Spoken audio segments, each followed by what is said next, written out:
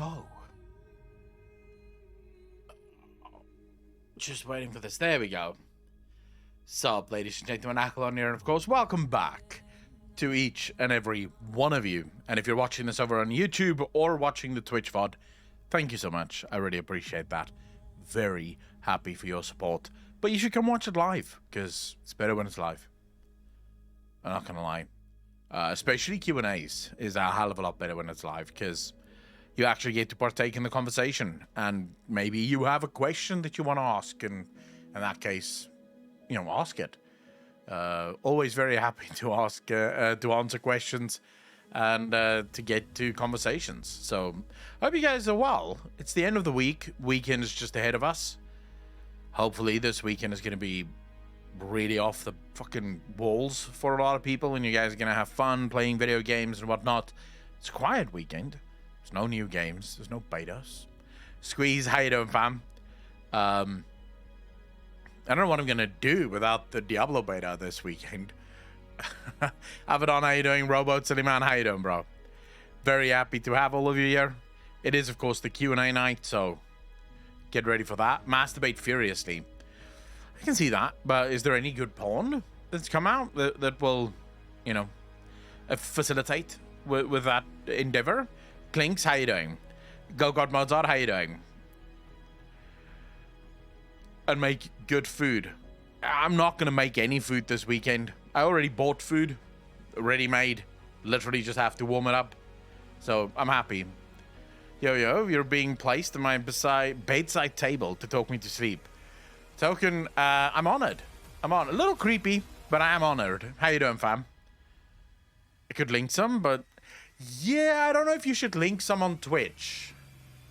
You could always link some on Discord, but Twitch is a dangerous game. We're starting to play then with sort of being banned, or seeing how fast we can be banned, right? Making homemade hot wings, or con asada. What the hell is con asada? Benny, did I say hello to you? Sorry, my brain's clutching. I only just woke up like an hour ago.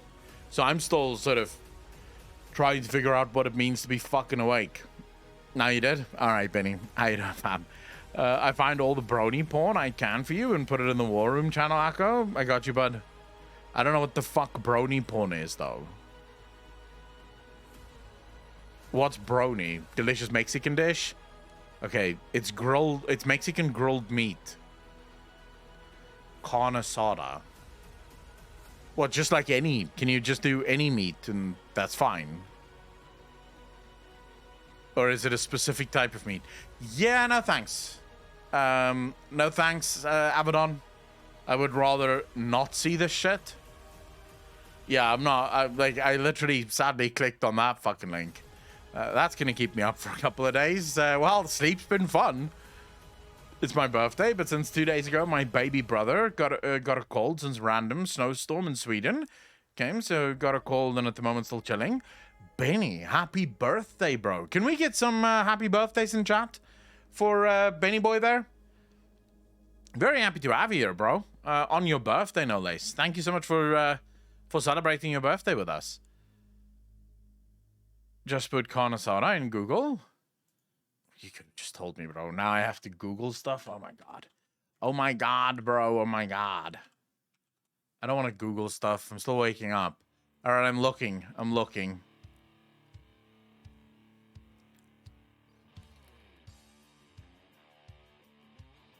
This just looks like normal grilled meat. What makes it Mexican? If you don't mind me asking. Because it just looks like normal grilled meat. Like, this is just a normal steak.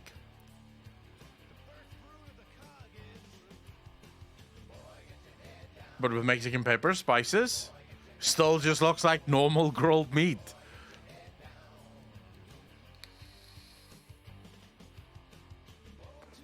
Pretty sure South African meat looks like this. I mean, this is gorgeous meat, don't get me wrong.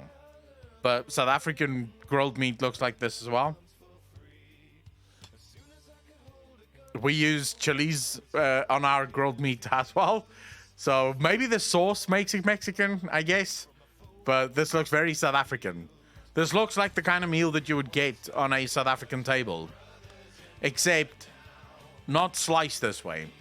This is a very American Mexican thing, the whole slicing the meat.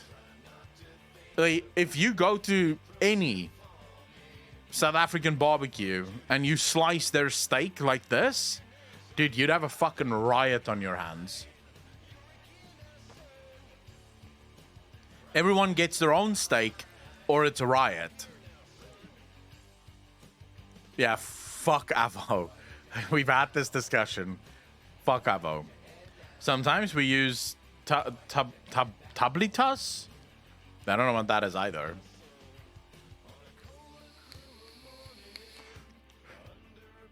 Tortillas is not a very big thing here, Go-Kart Mozart. We don't do tortillas. Not often, at least. If you go to any store, the only tortillas they have, there's like, usually in almost every store, there's like a small Mexican section where you'll get corn tortillas, like already formed hard shell corn tortillas, and some will have flour tortillas as well. But for the most part, we don't do tortillas, really. It's not a massive...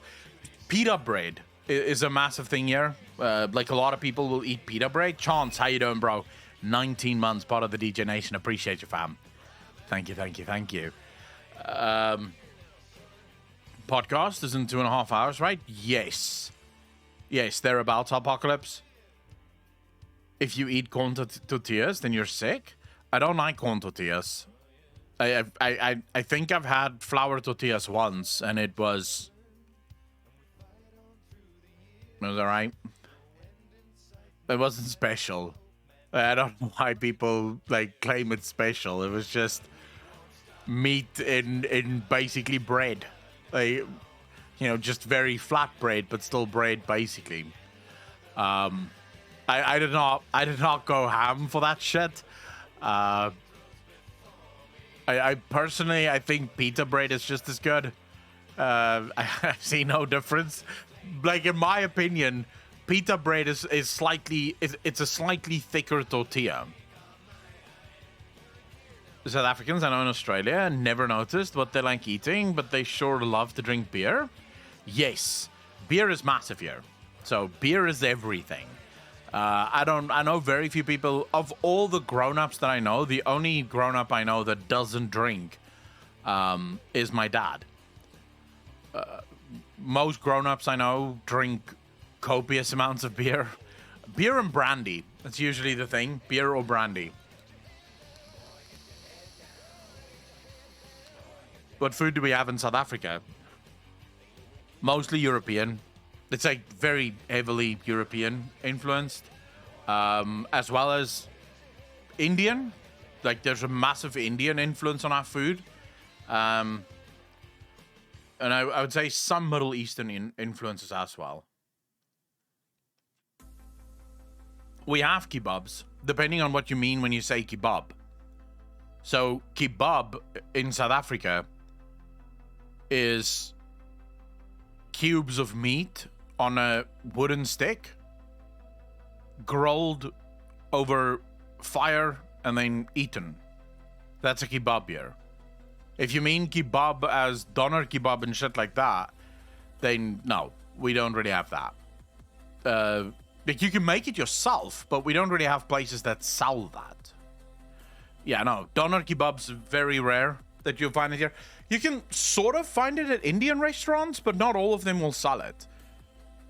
So most of the Indian restaurants that I go to, they'll usually just have naan bread with, butter curry chicken or chicken biryani, which I fucking hate, or lamb biryani, which I fucking hate. To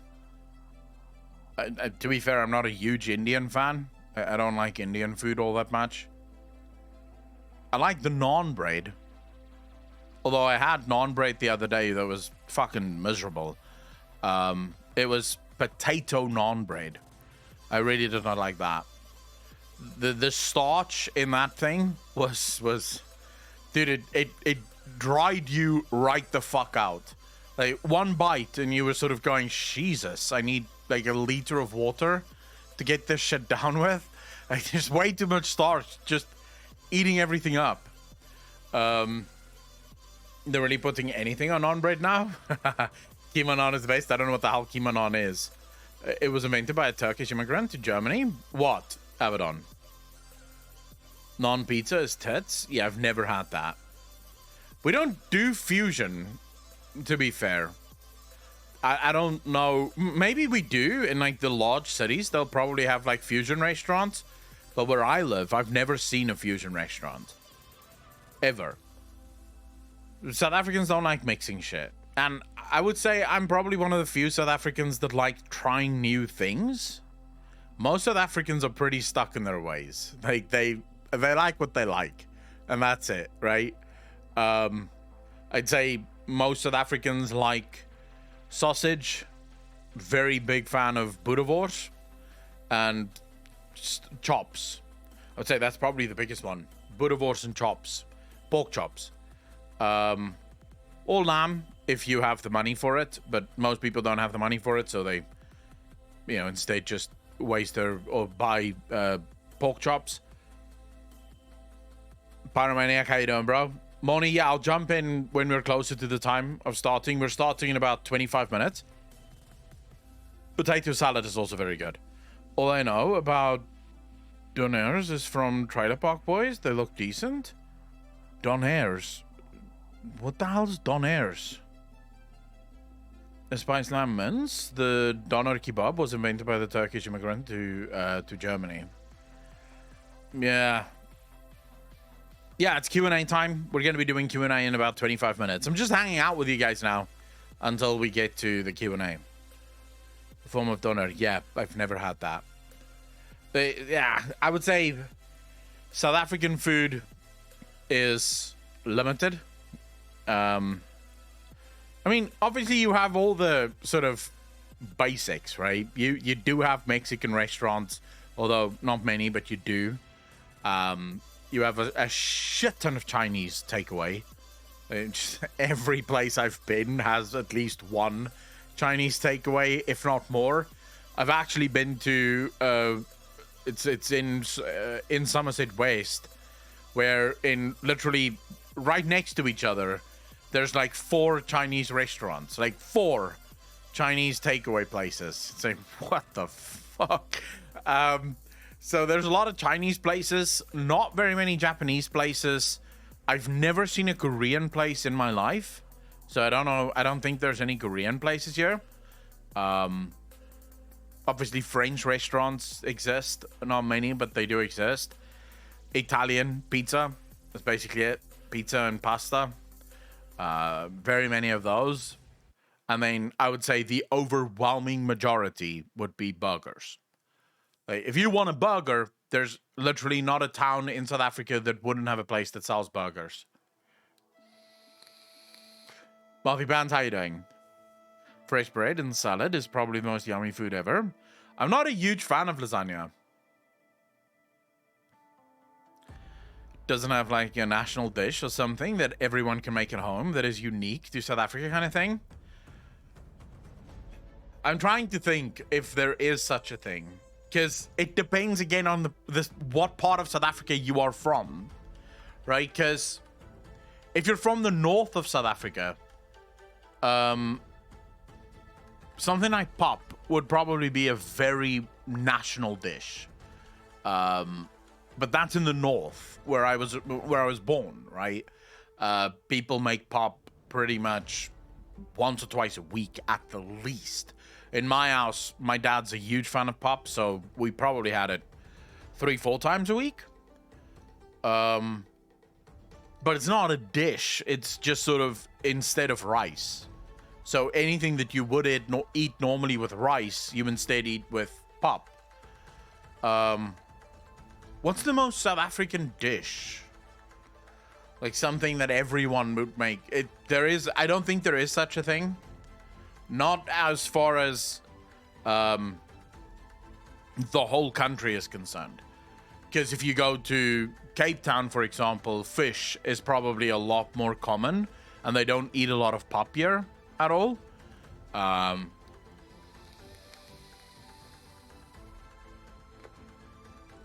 Fuck.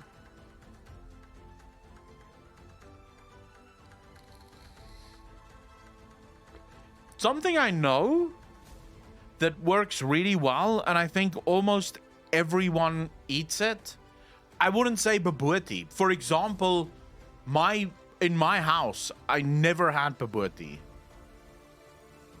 Never. I never had bobotie. And also, bobotie isn't a South African dish. It's a French dish that the South Africans, the French South Africans just kept making. But it's actually more French than what it is South African.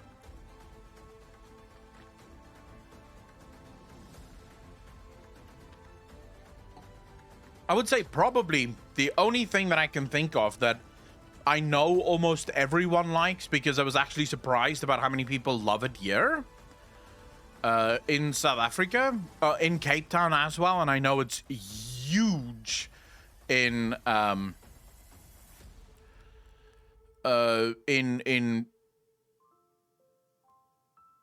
north, right? Would be pancakes. This thing, what you're looking at now, pannenkoek. Yeah, that would probably be the only thing that I can think of that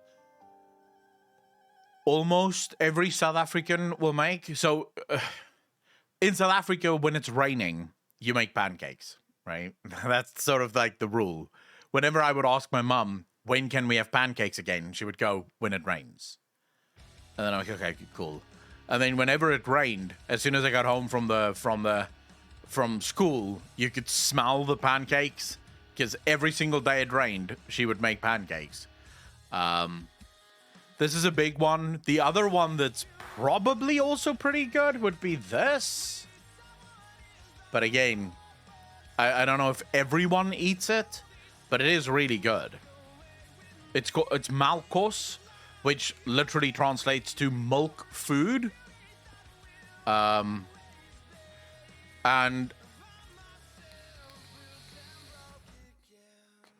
you make it milk, so just normal milk, right? You put maizena. What would you guys call maizena? Corn flour? Is it corn flour? Is maizena corn flour? I think it's corn flour. What's that shit that you use to stiffen shit up?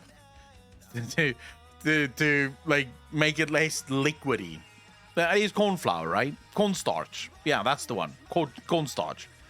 Not Viagra, but you could use that too, I guess. But that's gonna be a whole new experience of eating malkos. But okay, so you put that in the milk, right? And now the milk starts thickening up. And then you dump spaghetti into it.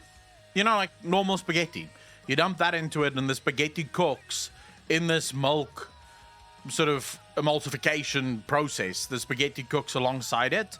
And then once you're done with that, so once it's nice and thick, it shouldn't be like solid. It should just be thick enough that you can actually spoon it. You put sugar and cinnamon, and that's malkos. This would probably be another one that's really big. Like, a lot of people eat this. We used to have this as well. So, but this is normally winter food. So you don't really eat this during summer. You eat this in the winter. Abaddon, it's not milky spaghetti. It's milk food, directly translated from malkos. Which, it's really good. It really is actually fucking brilliant. But yeah, I would say that's probably the two dishes that I can think of that would be sort of quote-unquote national. But then again, national is very relative. Milk spaghetti makes it sound nasty, but it's not milk spaghetti.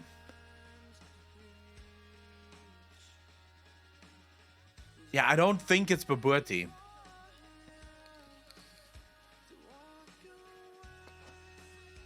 I just don't think it's bobotie. How is it the most common dish? You barely ever fucking see it. Wherever you go, there's not a single restaurant, for example, that sells bobotie. I've never been to a restaurant where you can order bobotie off the menu. Never. Most people I know don't fucking make bobotie. Wanted to ask because I don't see it in Twitch, but Akko, do you have a Discord channel or not? Yeah, there you go, bro. Just grab that. I don't understand why people would say bobotie is our #1 dish.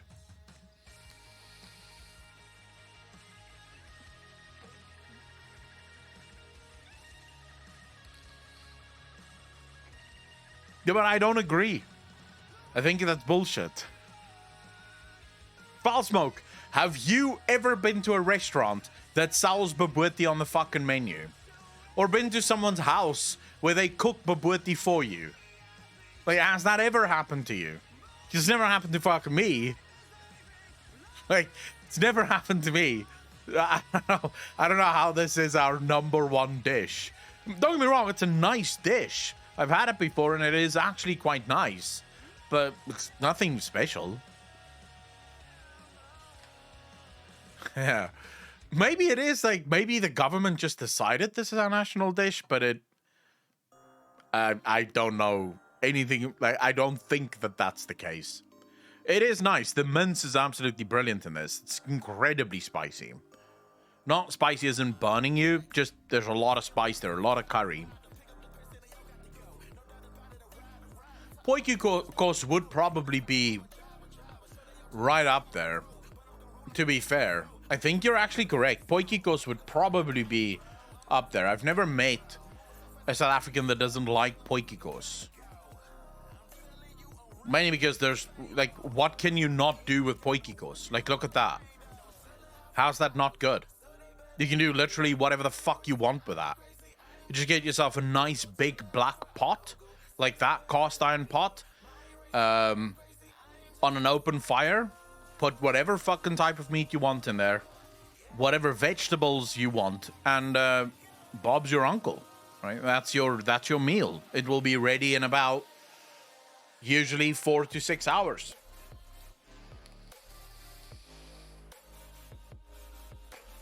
Massey, it is pretty much beef stew, but you can do it with anything, right? So you can do it with chicken, you can do it with lamb, you can do it with pork, you can do it with beef. It really, like, doesn't matter. Usually when my dad makes these things, or when my dad used to make this, you know, when we had like barbecue and friends over, they would usually make two. So they would have one beef one and say one chicken one, or one beef and one pork one. So people could sort of choose. Those people that don't care for beef can have pork, and those people that don't want pork can have beef. And then you just have leftovers for the rest of the week. But literally anything goes here. And what's really nice is because it's done over an open fire, it takes on that flavor from the smoke and shit. Because it's for 6 hours, it's just enveloped with fucking smoke and fire and shit. So it's a really nice meal at the end of the day. Yeah, I would probably say this is the most common dish you can have. And then that will be served either with normal rice or with this pap. In my house, it was usually pap, which sort of annoyed the fuck out of me because I'm not a huge fan of pap. What is pap made of? This shit. Maize meal, they call it. But I like this shit. What's this? Super maize meal. I don't know what the fuck is in it. What is maize meal made out of? Doesn't say. They call it millipap. For the most part, they call it millipap, but I'm not entirely sure. Well, there you go. Cornmeal. Yeah, it's called maize meal. If maize is corn, then that's what that is. This is probably the cheapest shit you can buy in South Africa. And fucking everyone eats it. Like, there's people that eat it for breakfast, lunch, and dinner. They eat this shit. Breakfast, you have some butter, sugar, and milk. It's a porridge. Lunch, you can make it maybe like a little sloppy. So it's not really stiff. It's just a little sloppy. And then you have like mince over it. And it's mince and pop. And then in the evening, you can make it nice and stiff with some steak and maybe some tomato and onion sauce. And there you go. You have your dinner sorted out. I want to believe it tastes like mashed potatoes. It doesn't. No, it doesn't at all. So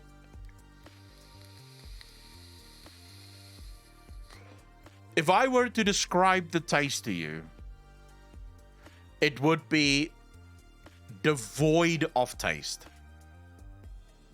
It tastes kind of like nothing, but also it enhances the flavors of shit that you eat.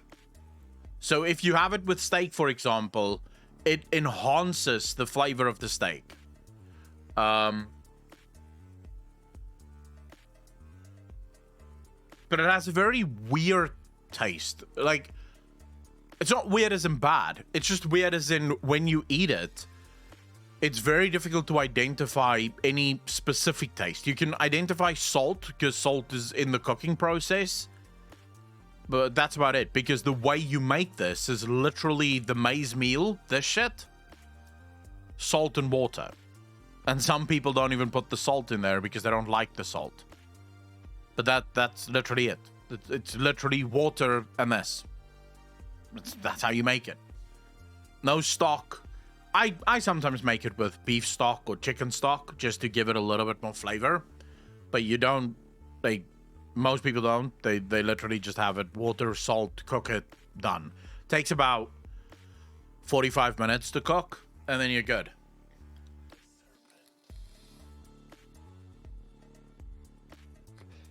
But yeah, it would be nigh impossible for me to describe the taste of this. Because it doesn't taste like corn. Like, you know when you're having corn on a cob, for example? It doesn't take anything like that. It doesn't taste...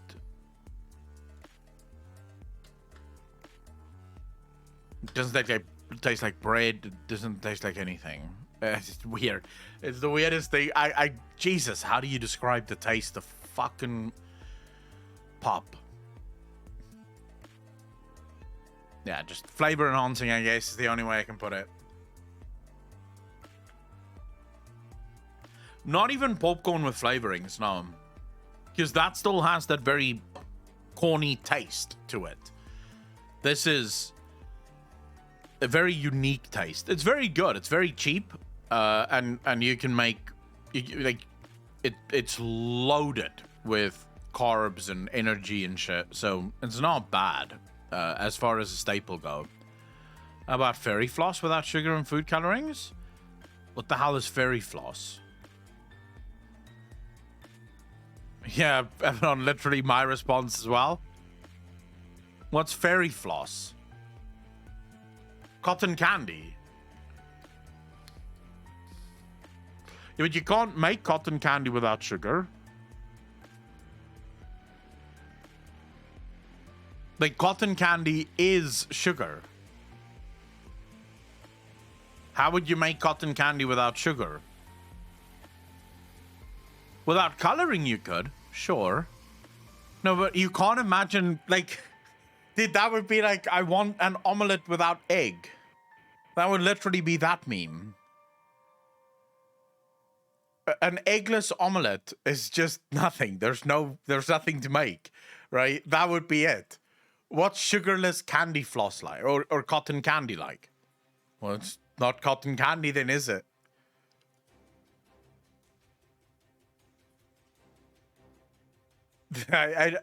You can't imagine. It tastes like nothing, bro, because sugarless cotton candy is nothing. The Godrock Gamer, how you doing, bro?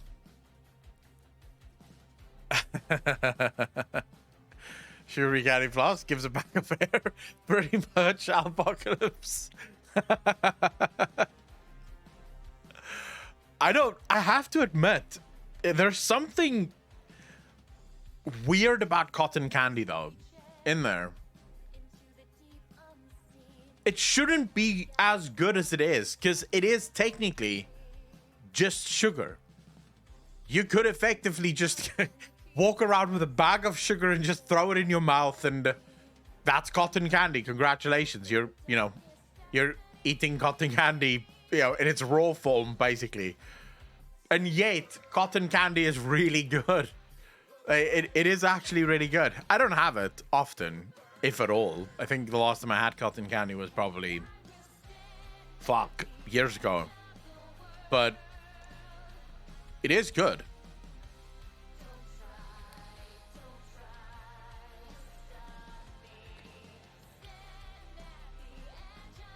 Use parts over the wood. They make something called harissa. Harissa can take more than 8 hours to be ready. Shit, Massey. What's this?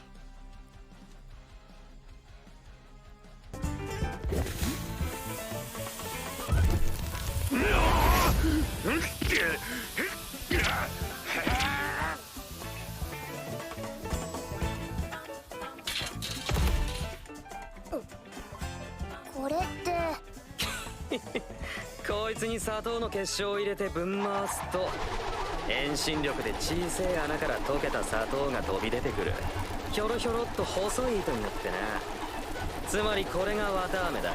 Really? Dude, why do people... Oh my god. When I watch clips of anime... An anime about making cotton candy. Wow. Such riveting storytelling.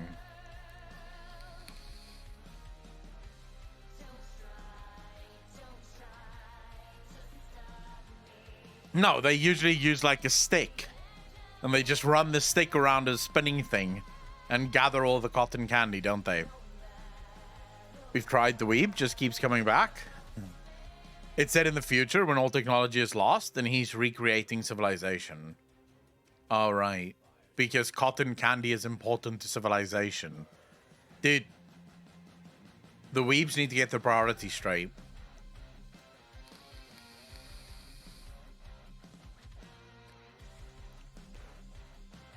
No, I'm sorry. The weebs are just weird, bro. Anime is just fucking weird. I don't know why anyone would watch anime. I don't understand it. Makes no sense to me. How am I weird? Anime just doesn't have a story. It's just fighting. That's it. That's usually what anime is all about. Oh, let's just fucking fight. And fight and fight and fight. But we don't show you the fight. No, that would be silly. Don't be silly. We just show you kaboom, kablam, fucking black things, like black screen, and then a fist coming through the black screen, and then the next slide is a guy going, oh, fucked, and then the next slide is another fist, ah, and then the guy is going, ah, fucking just faces, oh, oh. You're watching a fucking slideshow of a fight. It doesn't even, like, they don't even do a proper fight. No, just a slideshow of a fight. Or Bounty Hunter series with anime, just a style over it. Please tell me someone clipped that. Probably someone did. This guy never watched Avatar: The Lost Airbender? No, I did not. Proudly, may I add.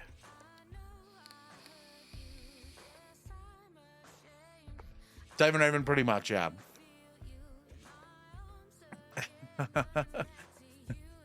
Okay, I go clear the universe of Scooby-Doo. Dude, Scooby-Doo was amazing. Don't fucking start with this. I have never in my life had a problem with Western cartoons. They're good.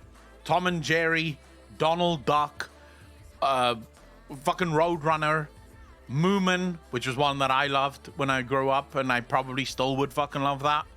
I don't know if you guys had Moomin. I don't think you called it Moomin. We called it Moomin. Let's see. I don't know if you guys had this when you were growing up. Did you guys have this show growing up? Grofel, how you doing, bro?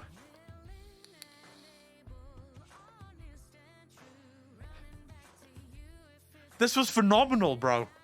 I remember growing up, we would tape this, right? This was back in the day when you still had a VHS and you would tape shit, and we would tape every single one of the episodes, and then at night, and I'm not even ashamed to say that I wasn't small at that point anymore. I was like in high school already. But at night, I would chill out watching Moomin episodes. And it was so good, bro. It was so good. The song was fucking amazing. It was this like very cute fucking funny song that was playing. And then every episode, you know, they would sleep during the winter. They would hibernate during winter.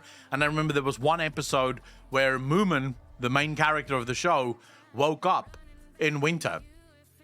So for some reason he woke up, and then this monster came, right? And the monster was called the Kroch, right? And it was the scary monster, and the entire episode was just super scary because they stole like a heart-shaped shell from the Kroch, and she wanted it back.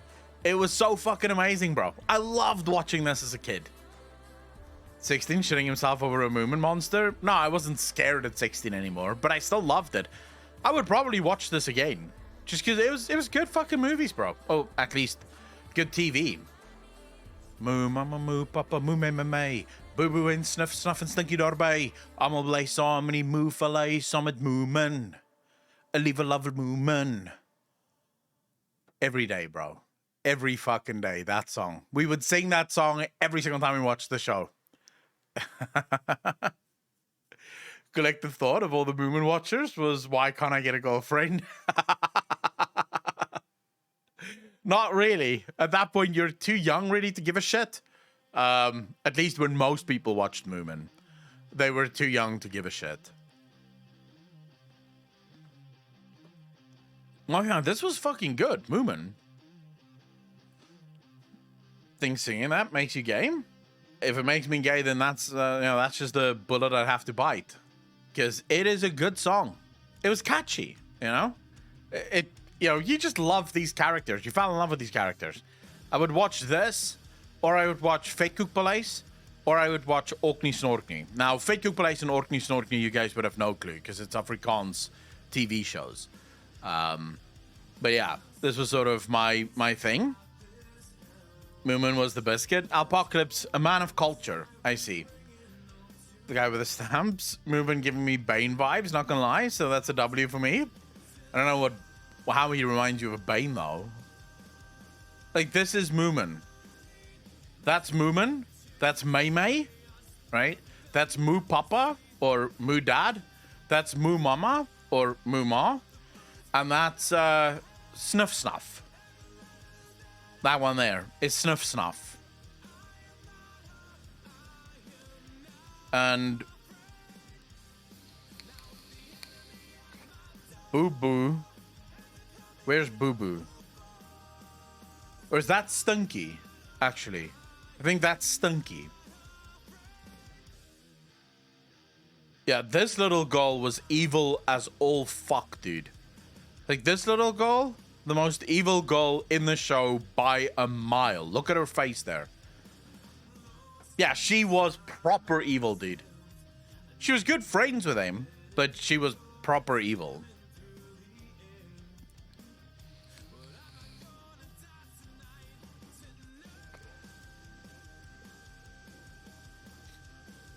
They put a baby in front of drawings and they named the characters. WTV sounds the kid made. And like, there is an evil character in the Moomins. It was good, bro. She had an agenda behind her friendship. It's because of the red hair. Oh, I love this show, man. Brings back memories. Brings back memories. But you know what doesn't bring back memories? The fact that we're already 2 minutes late for the Q&A. So maybe we should start that shit now.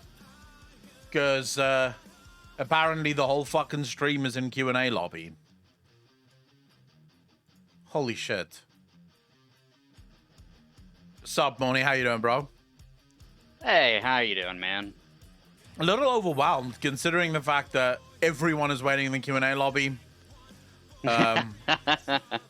Oh, don't worry. That's what I'm here for. I'm used to getting in here Let me and go having to take a wait look. a Oh, bit holy for, shit, we're screwed. for viewers to fucking filter in, and suddenly it's just full. Guys, I didn't expect you to actually show up. This has been a farce. Yeah, it was just a joke. I They wasn't called our actually bluff. doing the Q&A. Are you guys ready to do the Q&A, or do you want to talk about South African food a little bit longer?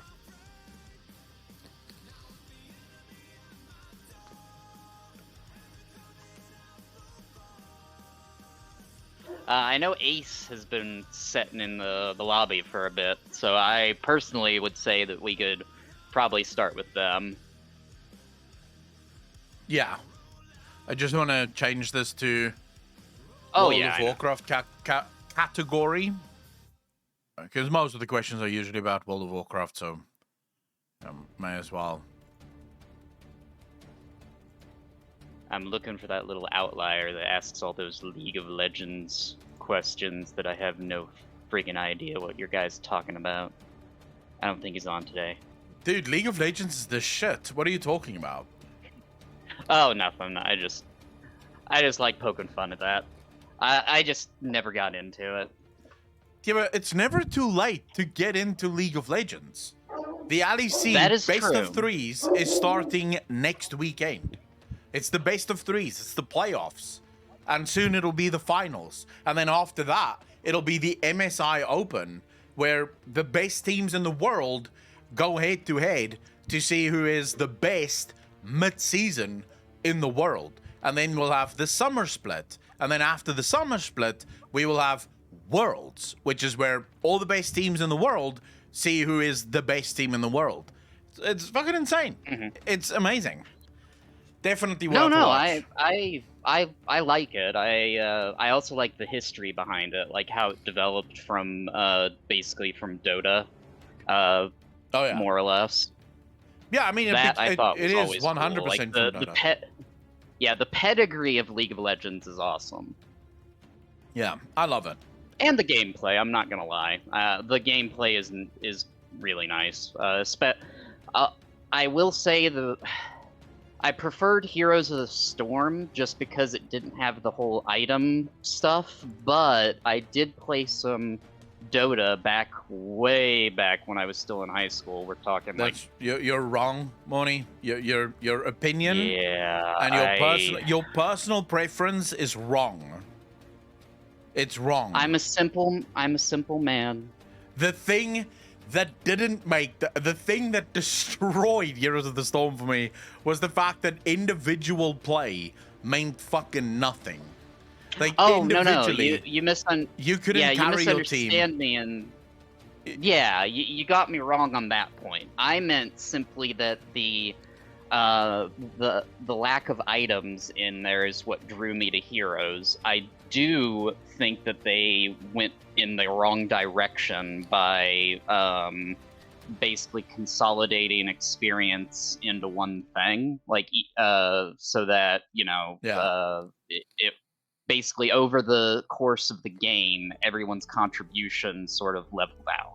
Well, the problem for me with Heroes of the Storm was always that. It's the fact that gameplay-wise, smooth as butter. Nothing wrong with that. But Oh yeah.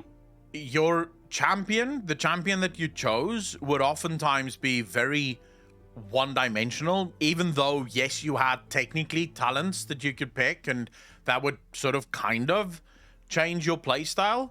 It doesn't really, right? If you're playing an assassin, No. you're going to be assassinating things.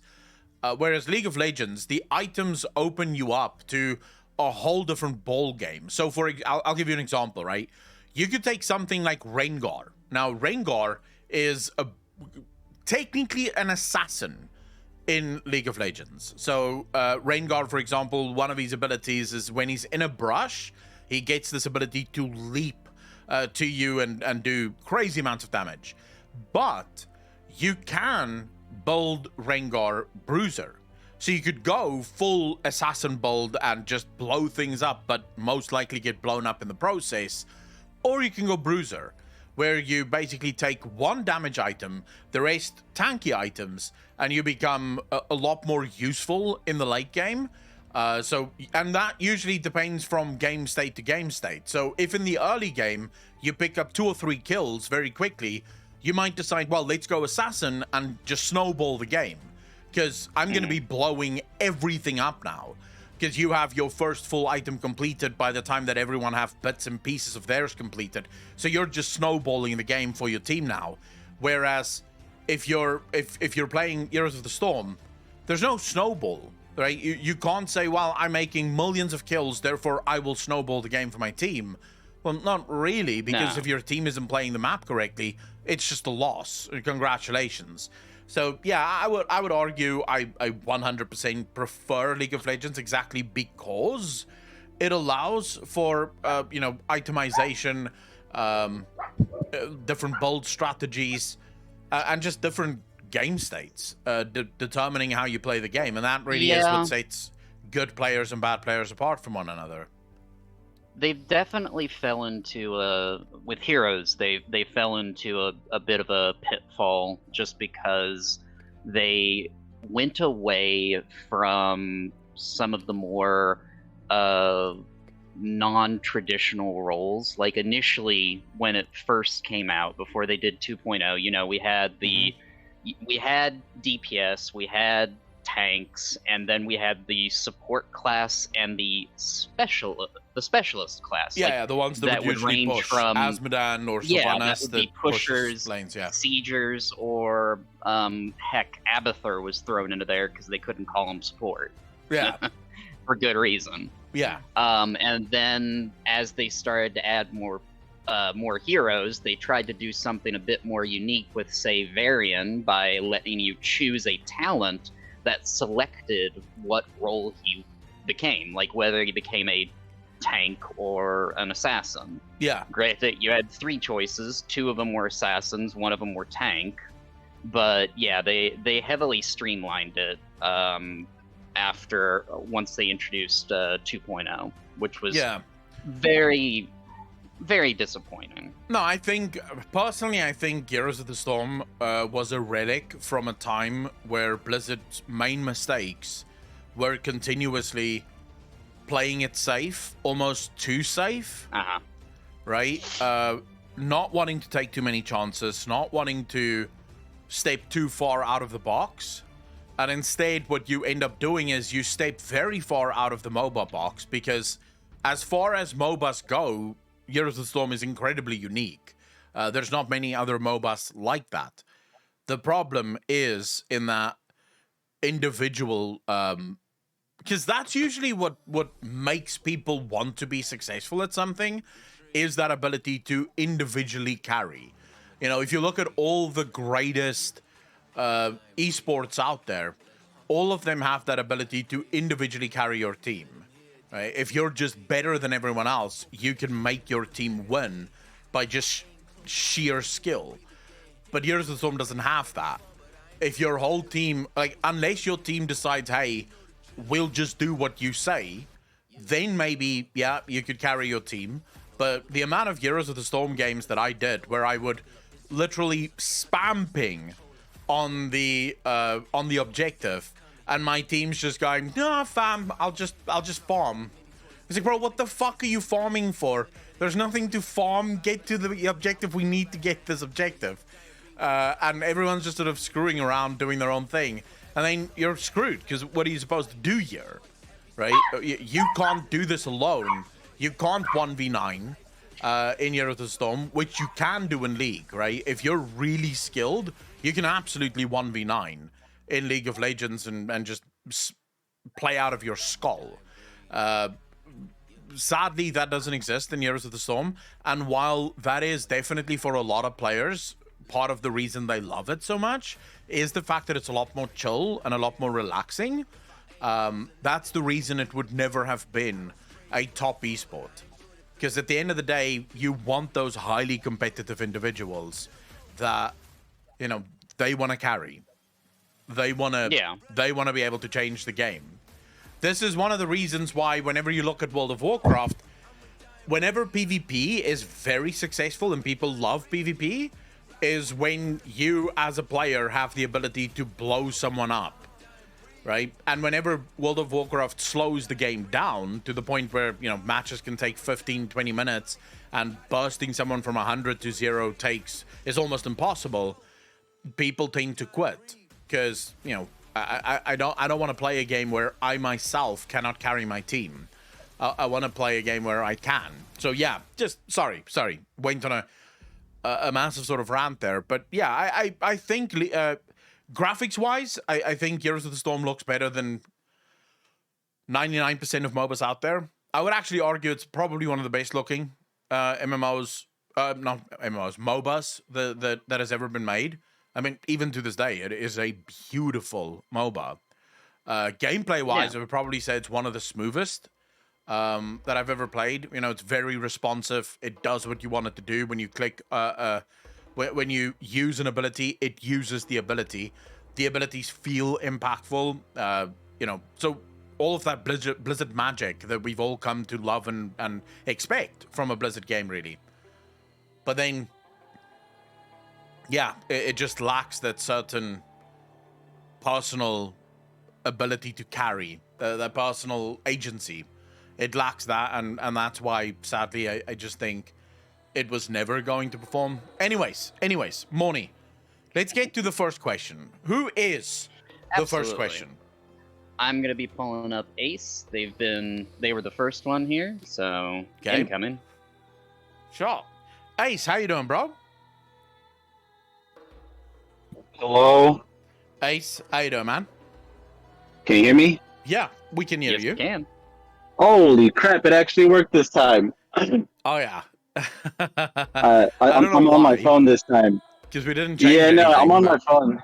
That's probably... No, it's probably just like it's probably just a UI update or something, because I know my phone had an update a little while ago. Yeah. Whatever, it works now. So what's your question, Ace? Alright, so I had been seeing a few different videos that had been talking about how, I don't know, you know, spoiler territory as far as like, what is it, 10, whatever the next patch, there you go. Yeah, 10.1.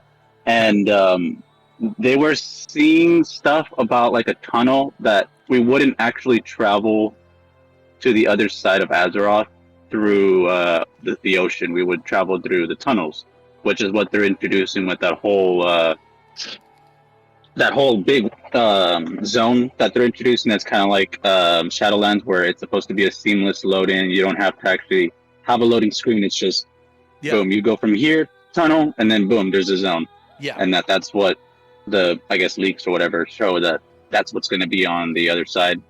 Ny'alotha, Avaloran, whatever it is. But do you think that leads to the possibility of other locations? I guess I start to think of like the Hollow Earth theory, and you know, I guess for this it'd be Hollow Azeroth. Yeah. And like what other stuff we can actually have implemented inside there. That would be a lot. You know, just the story possibilities are endless with that. You know, because you could think of Ny'alotha being within Azeroth. Yeah. Okay, so you hit on a couple of interesting sort of tidbits there. Number one, I do want to just point out, I'm not aware of any leaks that suggest that we venture to the other side of Azeroth through any holes.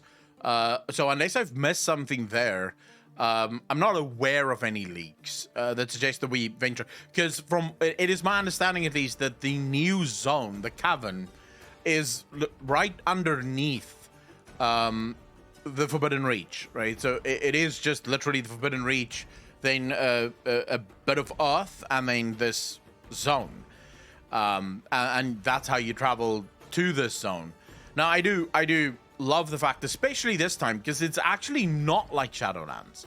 You know, Shadowlands sort of had the whole seamless no loading screen thing, but you kind of had a loading screen, right? Because you would get on the flying mount, the path, like the flight path, and then you would go through this animated loading screen. So it doesn't look like a loading screen, but it is kind of a loading screen. Whereas this time, you are literally just flying. And it is sort of spawning the world as you're flying. So that's really cool. and I really hope that Blizzard starts doing more with technologies like that. As for the Hollow Earth or Hollow Azeroth theory, we kind of already know that that isn't the case. And the way we know this is in the beginning of Dawn of the Aspects, Thrall sort of meditates and pushes his body or his spirit into Azeroth, and he's traveling through the earth, and he literally describes how he's traveling past rocks and roots and sort of, you know, all sorts of ancient things in the earth. And then finally he arrives at what seems like a cavity within the earth. So like an empty space within the earth, but it's completely blocked from his vision. Like he can't penetrate it. And then eventually he gets to penetrate it, and he realizes that this is a cavity that was made by the old gods. And he meets Deathwing in there, right? And him and Deathwing has this whole conversation. So it does appear at least as if Azeroth has some earth, so some solid mass inside of her. So she's not hollow in her entirety. But that does not mean that Azeroth isn't whole, or isn't, or that Azeroth is completely whole. Now, there are a couple of things with your Ny'alotha theory that I want to point out. Someone in the comment section on one of my previous videos about this mentioned at the moment that you kill Il'gynoth, he says, N'Zoth, I journey to Ny'alotha. Right? So he wasn't in Ny'alotha at the time, but he's journeying there now. And a lot of the other old god creatures had the same sort of voice lines. You know, they're going to Ny'alotha. Ny'alotha is a place of dead things. It's a place of madness. It made me... Sorry, yeah? Oh, sorry, go ahead. No. I was just gonna say it made me feel like Ny'alotha was almost a pocket realm of the old gods. Like, I mean, let's just call it what it is. Ny'alotha could very well be like a section of the Shadowlands the old gods were able to slice off, just like how Odin was able to, with the help of Hela and Ra-Din, make the elemental planes. There could be any number of answers to what Ny'alotha was, and the actual like physical Black Empire that we saw on Azeroth may have just been like the physical structures that they put on there, and the actual capital of Ny'alotha is not anywhere on Azeroth, or at least doesn't touch Azeroth as we understand it.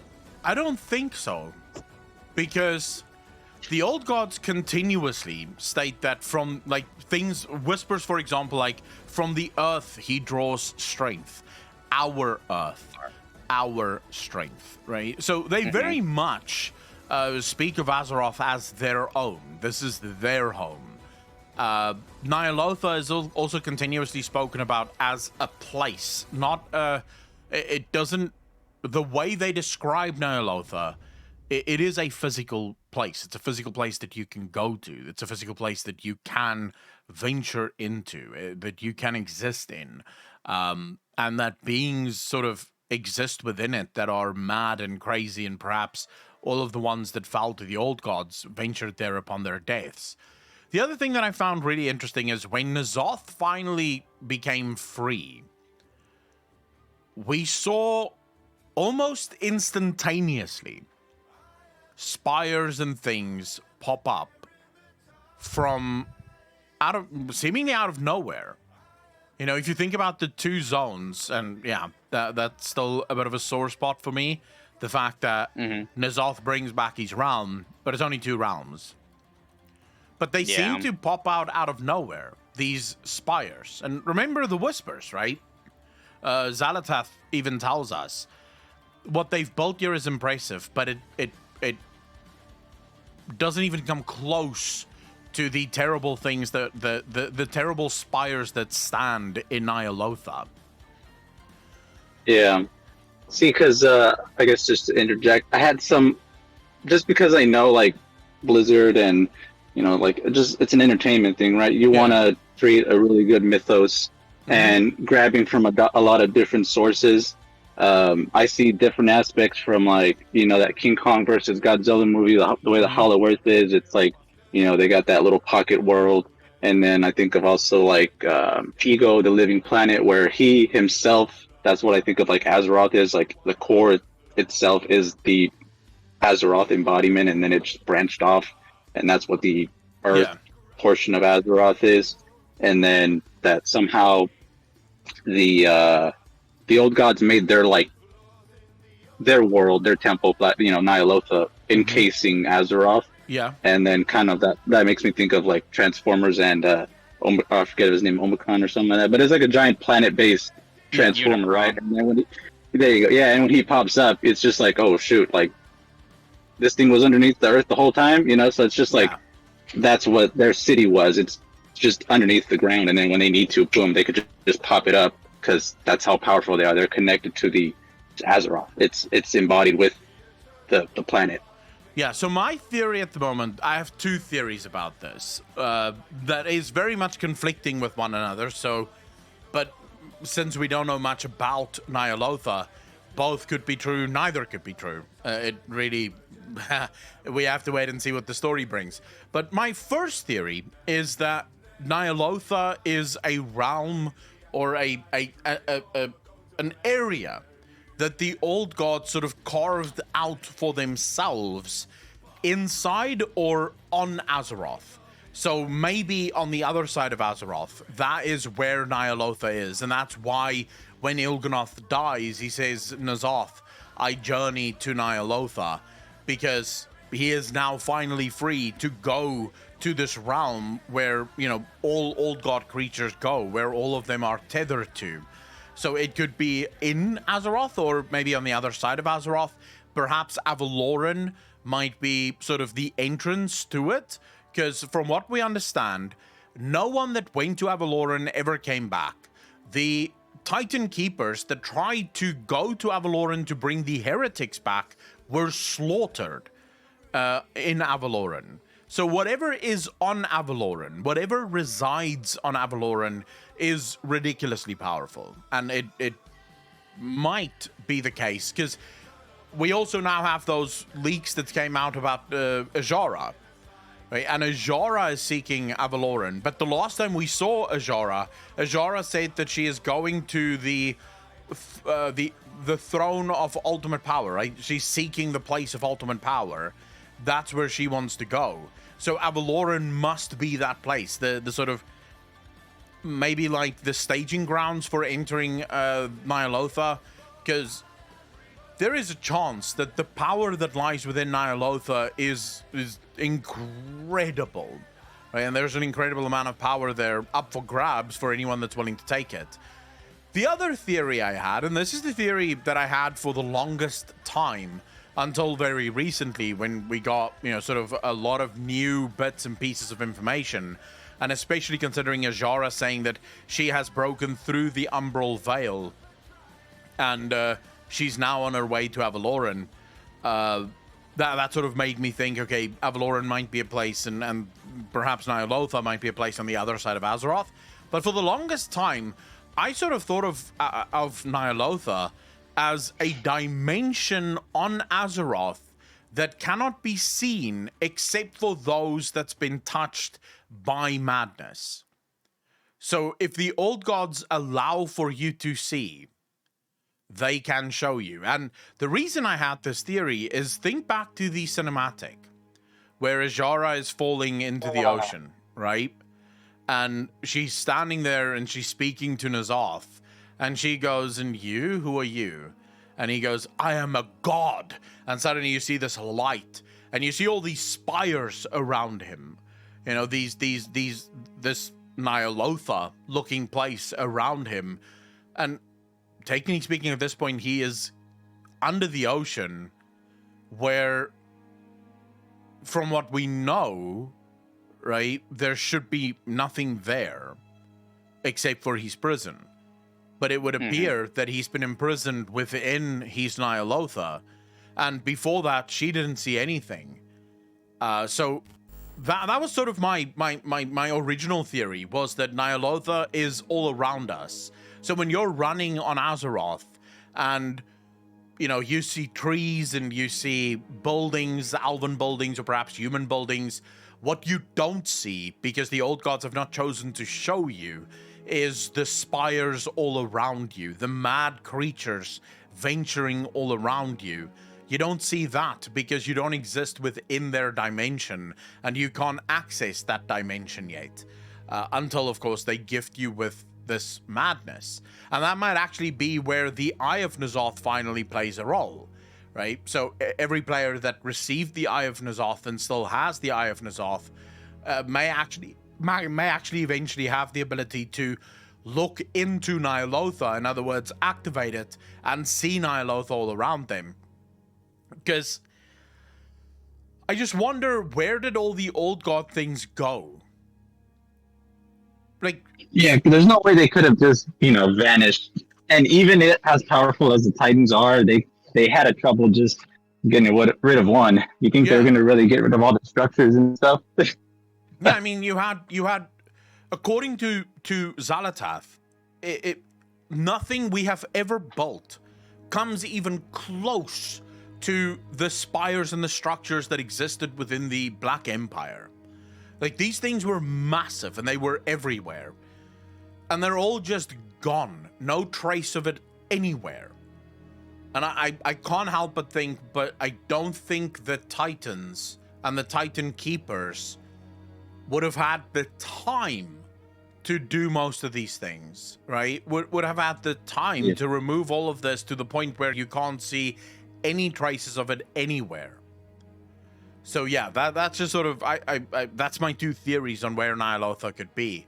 As for the how do we travel there, we don't know anything about the Umbral Veil. We don't know exactly where this veil is or even why this veil exists. We just know that it is a thing because that's what Azshara called it, or at least that's what her followers called it. My opinion is it's the veil that the Titans put up after they couldn't get the heretics back. After they couldn't defeat the heretics, they basically erected this veil. And I now have more evidence than ever. So I've always believed this. You guys know I've always believed that there is a dome around Azeroth, the bits that we live in, that basically stops us from being able to get to the other side, because we've heard of so many people that would travel to the other side of Azeroth, but they never return. Like, you're just never able to return. And I sort of think that that might actually be the case. So it's a one-way trip. You can make it through the Umbral Veil, but you can never come back from the Umbral Veil. And it was erected because of the heretics. Because remember, if you go back and you read the book that we got at the launch of Dragonflight, the Titan Keeper Tyr speaks about his disagreements with Odin, but that Odin made it very clear, no one may dispute the fact that the Titans created everything on Azeroth. They will not stand for that. So their orders were to destroy everything and anything and anyone that would dispute the idea that the Titans had created everything on Azeroth. So therefore, it kind of makes sense, right? You have these heretics on Avaloran that fled because these heretics do not believe that the Titans, they dispute that the Titans had created everything. The Titan Keepers then send a shit ton of Titan constructs to Avaloran, 3 expeditions at the very least that we know of, 4 potential expeditions was sent, and all 4 were slaughtered. They failed in bringing back the heretics or killing the heretics. And so it makes sense that the Titans would go, okay, never mind. We're just wrapping this entire fucking place in a dome, and we're not allowing anyone to sort of move into this area. So these mortals will never know, the heretics will have no access to our place. So now the question becomes, what happens that leads us to Avaloran in the first place? Like, what happens that sends us out? Because the Titan Keepers are going to fight tooth and nail to keep us from actually being able to go there. and learn the truth of what the Black Empire actually was, right? Yeah. See, I have a little bit to add to your theory about like us only being able to see not Elosa or really what the Black Empire only when the old gods pretty much deem us worthy. Yeah. Kind of, what if this is kind of like them giving us like another gift, if you would, like a fourth dimensional vision? Like maybe they don't exist on the third dimensional plane, like they kind of do, but not really. And then their empire does exist on the fourth dimension. And once they, kind of like, here, give you a little tap, boom, all of a sudden everything is just completely different to you. And that's why to us we can't see it, because we can't see anything above our dimension. We can only see three dimensions and below. So anything above us can see us, but we can't see them. Well, the interesting thing that backed your claim up there is that the old gods are said to be outside the cycle. They're not part of the cycle. They are outside of it. So they exist, not part of life and death, not part of right and wrong, but above it. Now, it's not specifically stated in World of Warcraft, but in the H.P. Lovecraft universe, the outer gods, so H.P. Lovecraft writes, and he says, what we would view as right and wrong, as evil and good, does not describe the outer gods. They do not think in terms of good or evil, right and wrong. They do not think in terms of life and death. Time has no real influence on them because they exist outside of the cycle of space and time. They exist outside of the concepts of right and wrong. They exist above it. Now, the outer gods was the direct influence or inspiration for the old gods. So it kind of makes sense that the old gods would have something very similar. And I believe there is actually whispers from Xal'atath that makes it seem like the old gods don't die in the way that we think of it. Like life and death isn't really something that they think about. They're neither alive nor are they dead. And even if you killed one, you don't really kill it. It literally just goes back to the masters. So it doesn't adhere to our rules in the way that we would view sort of, what would make sense. So it's definitely, there's definitely enough evidence or bits of evidence there to support that theory. Yeah, I mean, like, Il'gynoth, once we killed him in the dream, he, like you said, he tells except the interesting part is that doesn't happen with G'huun.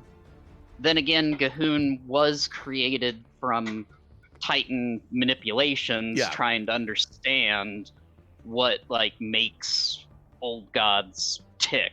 Yeah, I would not expect G'huun to be the same as the old gods, because G'huun is a direct result of experimentation. G'huun was an old god that was never meant to be an old god. He was created by the Titans because the Titans were trying to understand what the old gods are. So he would automatically not necessarily adhere to the same rule sets as the old gods. And I could very well see a world in which G'huun is created from the essence of every single one of the old gods, as well as perhaps a little bit of Titan essence, as a way to see, is there a way to tame? So this was my theory back in the day when G'huun was first announced, was that the Titans wanted to see if there was a way to reorder the old gods, much like what they've done with almost anything else. So get the old gods away from a state of void and into a state of order, so that they could become a natural part of Azeroth. This failed because the application or the implementation of void into anything seems to create just a massive problem. It's actually one of the theories I have right now about the Drakthir. I'm not going to bore you guys because there will be a video about this, but I think that's the thing that scared Nalfarian, and that's why he ultimately put the Drakthir in stasis. He used Void Essence in the creation of the Drakthir, and this Void Essence makes them uncontrollable.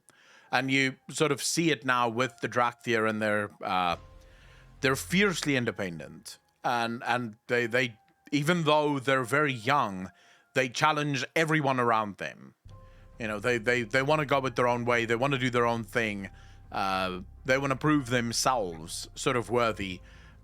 Even someone like Eben, what's her name again? Syndicreth? Cinderthresh. No. Ember something, whatever. Yeah, the one that lost her, Emberthal. Thank you, Emberthal, Loralis. Yes, Emberthal. So Emberthal, when she's speaking to Ebonhorn, right? Ebonhorn is much older than what Emberthal is, in terms of, because remember, she was kept in stasis, which means she didn't age. She had no life experience whatsoever, whereas Ebonhorn had a shit ton of life experience. He's her elder in every single way, shape, and form, but she doesn't give a shit. Right? She's challenging him at every turn. She's like, well, what have you done? Right? What do you know? And I that sort of, it's just sort of a small giveaway of a theory that I'm working on about the creation of the Drakthir, and specifically talking about the creation of Shadowflame and stuff like that. But at this point, Can I just say about anything's that? possible. Yeah? Oh, I just wanted to say about that cinematic. First of all, I love Abyssian's new redesign. I really like how he has Looks the badass. obsidian symbol as a nose ring, Mm-hmm. and the orange, the orange eyes that are typical of the Black Dragonflight is nice.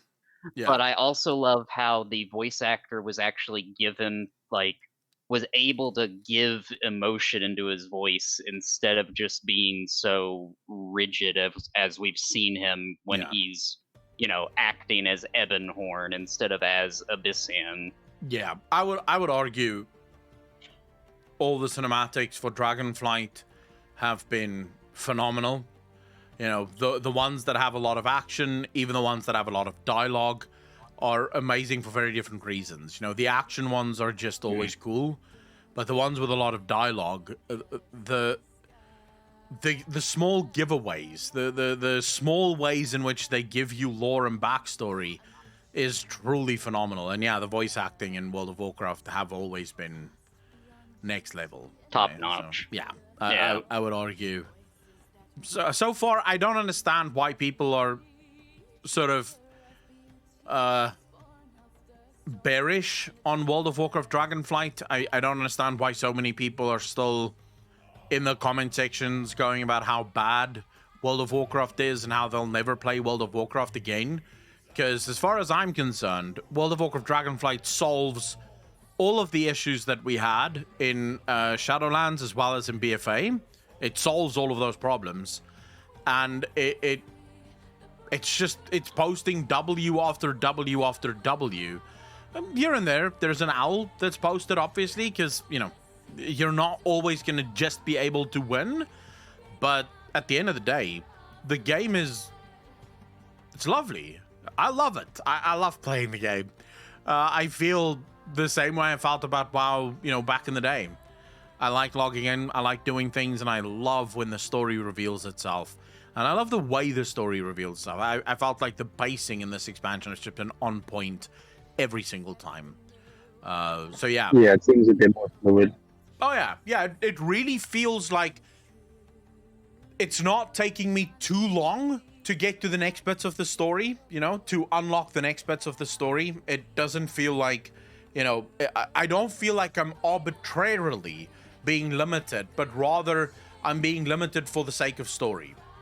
So I'm building trust, I'm building rapport, and when they finally trust me enough, they're willing to tell me more of their secrets, sort of thing. That's how it feels right now. So the flow has just been really nice, going from week to week. The dungeons are amazing. So I don't know. I think Dragonflight is a massive W. And then, of course, you do always have people that's just negative about fucking everything. every video I make, bro. Every video I make, there's someone in the comment section going, yeah, you guys should just get the fuck out of this game. This game is dead, bro. Why are you still making videos about dead games? I said, well, the fact that I'm still making videos about it means it's not dead, right? If it was dead, I would not be making videos about it. Simple as that. But yeah, it's been wild. Dead game is dead. Yeah. It's over now, boys. World of Warcraft is done. Oh, well, you know. I hope that answered your question in a very long-winded way, Ace. Yeah, I think that makes a lot more sense. I'll ask another question next time since I'm at work. Yeah, right, but yeah, I appreciate taking the time, and I'm glad my phone actually worked this time. Oh yeah, I'm glad you asked the question, bro. Thank you so much for the question. It's been a lot of fun, especially All thinking right. about this, because you guys know how I feel about old cards. I love them. Oh yeah, me too. They're like they're the most fascinating part of World of Warcraft, just because you Hands down. have so little information to know about them, and then they kind of just give you like little bits of like breadcrumbs to be like, all right, here's a little bit more info, but that's it. Yeah, no, I'm 100% there with you. 100% with you. Thank you so much for the question, Ace. I really appreciate it, bro. Yeah, no problem. Y'all take care and enjoy the stream. I'll be listening in, and thank you for making videos. Thank you very much, bro. Really appreciate it. Take care of yourself, man. Good luck at work. You too. Bye bye. Bye. All right, Moni, do we have the Dark Lord in here at all? Is the Dark Lord in chat? Because the Dark Lord had a theory for me, and he was like begging me for a Q&A. Yeah, he was in here, but he dropped. Because he's supposed to have, like, Let me first check choice and to see jump if in. he. So just see Yeah, if he you can was get him. in. Yeah, he was in there. Let me see if I can find his. If he posted it in here. Yeah, please do. Okay. No, but I would actually see if you can find him. Yeah, I will. I'm just looking Just at try. also the questions here. It looks like he's got a theory about the Clockmaker from Yeah. what I've seen him actually post. Yeah. I'll give him a DM and Please, see if yeah. he's there. In the meantime, I'm gonna pull Rivan in. They Okay. had submitted a question as we were finishing our last Q&A, so I'm shit. glad they are here because I had noted them for being first. All right, cool stuff. Let's get Ravan in here. Ravan, how you doing? You're muted at the minute. There we go. I've been paying attention. How you doing, bro? I'm doing all right. I just had to mute your stream real quick. Sorry for that. No worries, no worries. Always helpful not having to hear double. Yep. So the question I had like earlier this month Mm-hmm. is do you something that I was thinking about whenever you were talking about the Jarden and just like and the videos you made where you talk about how the Titans didn't create everything. They said they did, right? Yeah. And then it made me think about all the Titan Forged and how similar the Vrykul are to the Jarden and how there's lore about those two interacting. Yeah. And I was wondering if you think that the Titan Forge were all basically originally Jarden or other native elemental races that were, to put it into a Magic the Gathering term, like completed or transformed into Yeah. or created into the forms they are now as Titans. And the Gift of Flesh was basically the old gods going, you're kind of back to how you were. Yeah. Okay, so you bring up a very, very interesting theory that I know a lot of the people on Discord have been going through the motions as well. I see every once in a while this theory pop up in the lore discussions on Discord. The sort of chicken and egg theory, right? What came first? Now, you are correct. The Jarden and the Vrykul, I mean, fuck, if they're not cousins, you can cut my dick off, right? They look basically the same. So they have to be to some extent, right? Now, first and foremost, let's just talk about why this theory is sort of being birthed now. In Tyr's writings, as well as in Odin's missives, Odin makes the claim that no one can argue that the Titans had created everything, because in truth, can anything truly be created if it was not ordered first? That's legitimately their argument for why the old gods had created nothing before the Titans arrived. Not that the old gods didn't create things, but that things can only be created if it's been ordered first. Now, I mean, anyone looking at that goes, nah, fam. Like, things can absolutely be created without being ordered, because ordered according to whom, right? That's sort of where that theory comes from. Now, I don't have much to add to your theory of the Jarden and the Vrykul, because I actually do think that it makes almost more sense to me that the Titans arrived on Azeroth. They found beings of flesh, and we know that they don't like beings of flesh very much, because beings of flesh can't be controlled. And then they introduce order, right? So they order these beings, and this creates constructs. This creates beings that... And we also know that this is possible because Magni goes from being a fleshy human to a diamond. Right, so... Also, oh, sorry. No, go for it, bro. Oh, I was also thinking about how the Vrykul and the Broken Isles also become re-Titan forged via Odin. Yeah, exactly that, right? So we know that by introducing order, you can take flesh to a more stone-esque kind of thing, and you can remove free will through the introduction of order. So we know that this is inherently possible. The curse of flesh, or the gift of flesh, because again, the Titans call it the curse of flesh, the old gods call it the gift of flesh. This suggests that perhaps everything we know about the start of our universe, or the start of Azeroth at least, is completely wrong. And that almost everything we see here, everything that we see here, was created by the old gods. The old gods created the Vrykul that would eventually become humans. They created the dwarfs that would eventually become Titan constructs and then become dwarfs again. They created everything. And the Titans arrived, turned these beings that the old gods had created, either by accident or perhaps on purpose, they turned them into their own constructs to fight their war against the old gods, because the problem the Titans had was they're more of a blunt instrument, and their blunt tactics would kill Azeroth before they could actually take care of the old god threat. So they needed smaller beings to sort of lead the army. And one of the problems they had with these smaller beings is if they just recruited fleshy things to go up against the old gods would effectively just corrupt them. Right? So it would not be helpful. But if you remove the free will part, there's nothing to corrupt. You can't corrupt something that doesn't have free will, that is just a construct that does as it's told. And I think that might actually be how everything started. So I think you're onto something here. Which suddenly makes you question a whole lot of what we know about the early years and the early days of Azeroth. Can I tack on? Oh, sorry. Yeah, no. Please, dude, interrupt me when you have something to say. This is a conversation, and if you don't, I'll just keep fucking talking. So please. Fair.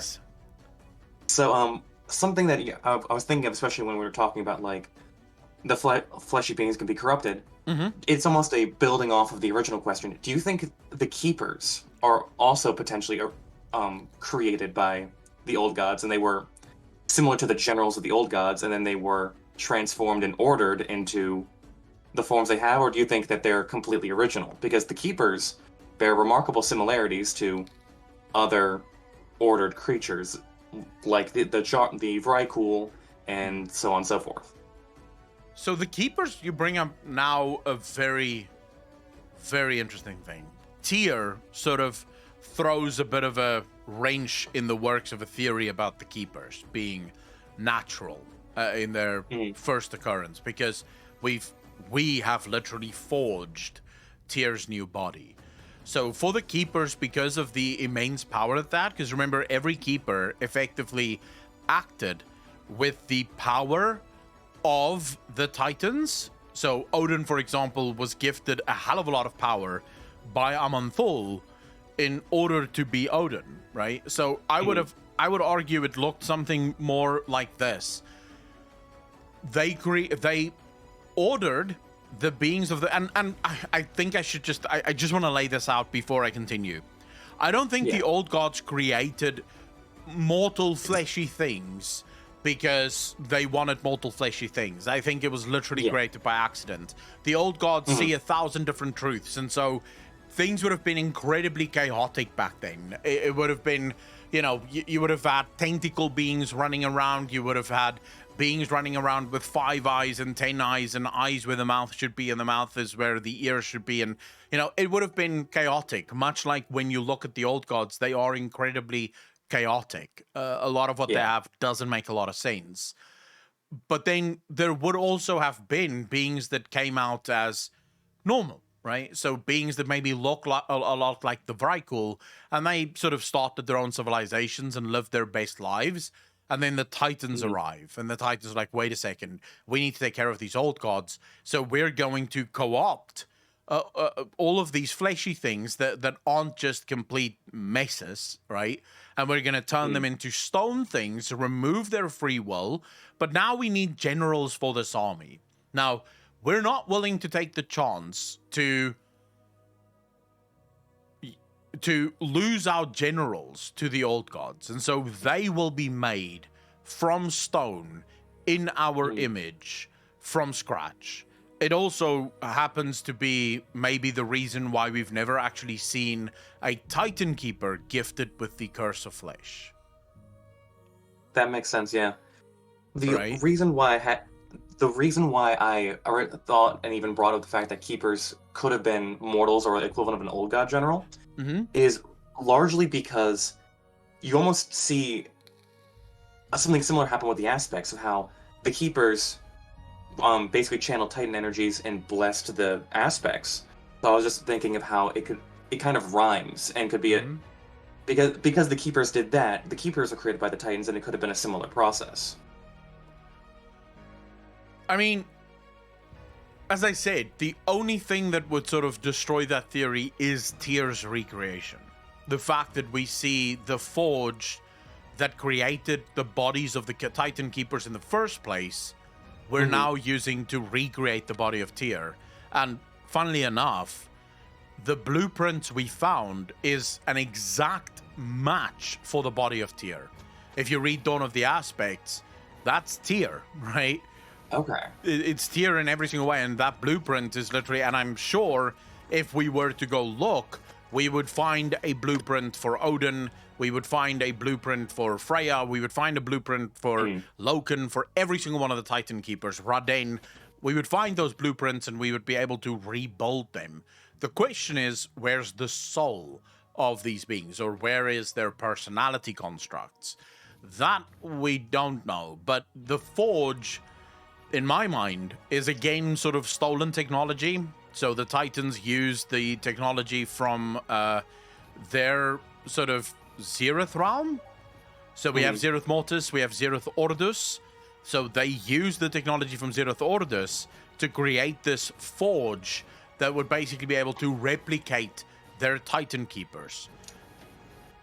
Right, that would be my only... And again, I would argue it was to ensure that they don't lose their generals to the old gods, because the generals are meant to lead the previous mortals, now constructs, in this holy war against the old gods.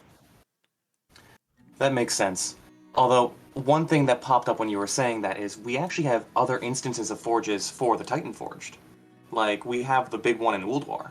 And while it hasn't been hasn't gotten much expansion since back in Wrath of the Lich King, we do know that they had a forge that created all the different Vrykul, the Mechanomes, and the Earthen, and that it got corrupted. So, Yeah, but that's we the- are told again that that's what that forge did, right? True. That it created all of those things. We're never actually shown that it does do that. That's true. I was just thinking something in terms of like Warhammer lore. Where are you familiar with the Necron biotransference? In a sense, the way that they can literally just transfer into another robot body, so they don't actually die. They literally just transfer into another body if there is a body close by, I think. So no, so the biotransference was the original thing that happened. So how the the Warhammer biotransference went is they originally were the Necron tier. They had fleshy mortal bodies, and the Catan, which were their star gods and everything, tricked them into going into this biotransference, which basically rent their souls from them, and then basically stuffed all their consciousness in these like metallic the construct necrodermis things. or living metal bodies. Yeah. And I'm kind of, the more and more we talk about the Titans, the more and more I'm reminded of the Catan almost, where it's they put the fleshy people through the quote unquote biotransference ordering, and then once that was done, those souls and their spirit went into the construct bodies instead, but they're shackled, chained, and ordered. The Titans. I will mention that the specifically with the Necron tier, their souls were devoured by the Catan. Yeah. They in this case, I was more talking about with Warhammer with the shackled and everything. Okay. Sorry, Warhammer, Warcraft. But yes, in the terms of the Catan, they found that souls were delicious and went nom nom. That sounds like the Catan. But yeah, that's kind of where I just was drawing it, because like the forges and everything just reminded me so much of the biotransference that it feels it rhymes a little too much for me not to think of it as inspiration.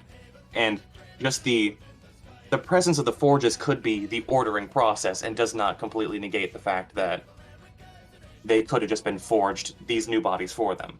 Oh yeah, I mean, I don't know why I never thought of it that way, but yeah, I mean, the Titans have never shown the ability to just do it, right? So they can't just speak a word and then turn the thing into a construct.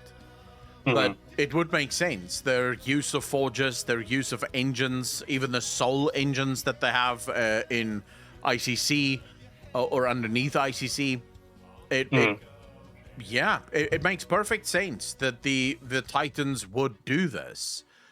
Basically take these mortal beings, remove their, let's call it, personality construct, and then create a new body for it. But perhaps this new body doesn't allow for freedom so much, and this would then also explain why the old gods were able to corrupt, or well, the Titans called it corrupt, the old gods called it the gift, but basically re-gift them their flesh. This is another reason why I believe the old gods are very much misunderstood, because the gift of flesh that was given to these Titan constructs didn't turn these mortal beings into servants of the old gods. If anything, based on Tyr's book, when the dwarfs finally got the gift of flesh, they left the battlefield. They just fucked off and ran. Yeah, they just fucked off. They were just like, all right, peace out, fam. And they ran, right? They were just like, we're done with this shit. We're going to the mountains. We're going to go mine shit because that's what we feel like doing. And they lost track of them because they did not want to be found. They didn't want to fight on the side of the old gods, nor did they want to fight on the side of the Titans. They just left. So clearly, the old gods are... I'm not saying the old gods are our friends, just to be clear. I think the old gods also have their own plans, and those plans will probably not involve what's good for us. But it is an interesting taking away thought the Titan experiment. toys. Yeah, I mean... Taking away the Titans' toys and ability, and workforce means that they can't work as effectively, and well, that's one rival gone with minimal effort. 100%. And I mean, it's no secret that World of Warcraft has always very heavily borrowed from Warhammer. So Warcraft, the original RTS, was actually meant to be Warhammer. Right? It was actually made and to be StarCraft was Warhammer. for 40k equivalent. StarCraft was 40k. They couldn't get the licensing sort of hammered out and eventually decided, well, fuck it, we'll just make our own thing. And of course, Games Workshop went with another company that ended up not doing as good a job as what Warcraft did. But never you mind, at the end of the day, the influence is very heavily felt in both StarCraft and in Warcraft of the Warhammer influence. And I would not be surprised if that is... Of course, it's less grimdarky, which I think is also good, because I don't know if the grimdark would really fit with the World of Warcraft crowd. But so clearly the Titans didn't devour their souls, right? Because that would immediately make it a bit more grimdark. But I can see the construct there a little more. Yeah? Sorry. No, go, bro. What I'm reminded of is Necron nobility still have like their personalities, and they're all shackled to their higher ups in a thing called dynasty protocols, where each one had like the higher up the totem pole you are, the more of your personality you retain. And like the lower and lower you are, the more and more of it is shackled and everything. And it kind of, and if you think about how the Titan Forged and how they work as a whole, most of the Titan Forged, at least when we interact with them, have some semblance of personality.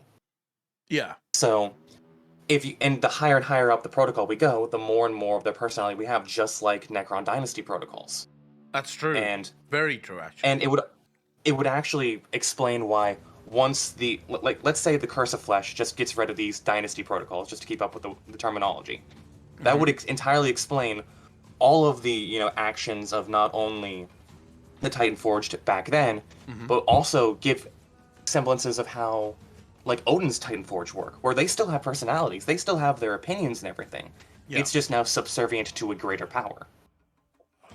Yeah, I can see that. I mean, because the thing is, the soldiers that's going to be on the front lines marching to the old gods and to their... Because remember, they weren't in prisons at the time. They were marching on the beings and the creations of the old gods. And again, we have evidence that the old gods created beings of flesh, because we've seen the beings that the old gods have created. We've seen the generals that fight on the side of the old gods. And these were supposed to march. Now, the closer you are to the action, the closer you are to the corruption. So the last thing you want is a construct with a personality that can be corrupted and turned. So you basically make that construct a shell, right? More limited. Yeah, very limited in what it can do. It basically just reacts on the orders of the higher-ups.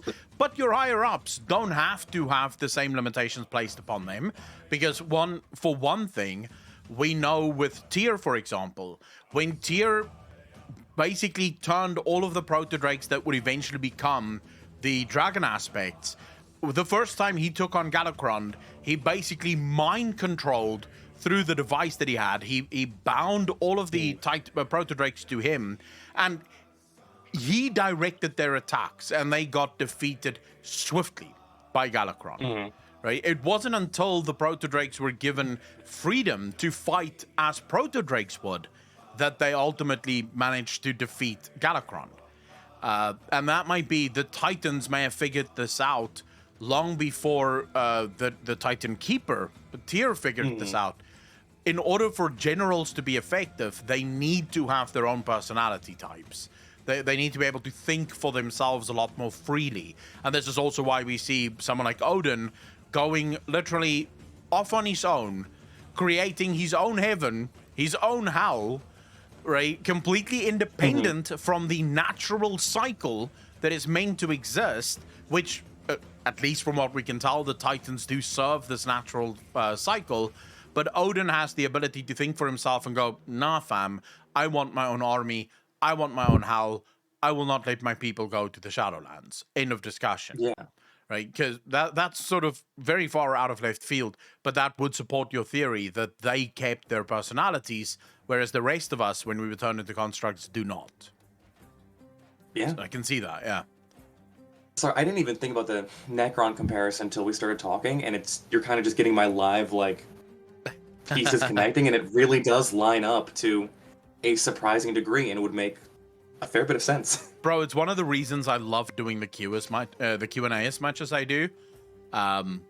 It's exactly because of this.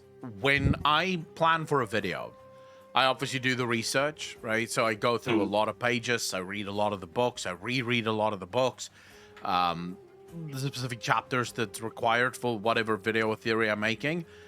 and then I make the theory, right? And I know exactly what it is. But when I do a Q&A, right, I have no idea what you guys ask. Like, I don't know what the questions are. So you come in here, you ask your question, I have to think on my feet. Then you push back or you give a different perspective that then informs a different perspective for me. Right? And suddenly I'm now forced to think a little bit further, down one side or the other. That's one of the reasons I love doing this, because it forces me to think more widely than what I would do if I was just doing my own theory. Because my own theory, I just want to make a YouTube video, right? That's it. Yeah. Whereas this, I'll sometimes say something and I'll go, oh my God, that was so profound. And then one of you guys go, but actually, what about this? And I'm like, shit. All right. Not as profound as I thought. Back to the drawing board. Let's go.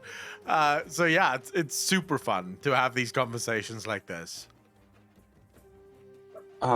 Sadly, I think I hit the logical conclusion, and I probably should give other people space to talk. But this has been a lot of fun. Thank you so much, dude. I had fun as well. I hope I answered your question, or at least gave you more questions to think about. I know you gave me you totally did. A couple of ideas here for future exploration on this topic.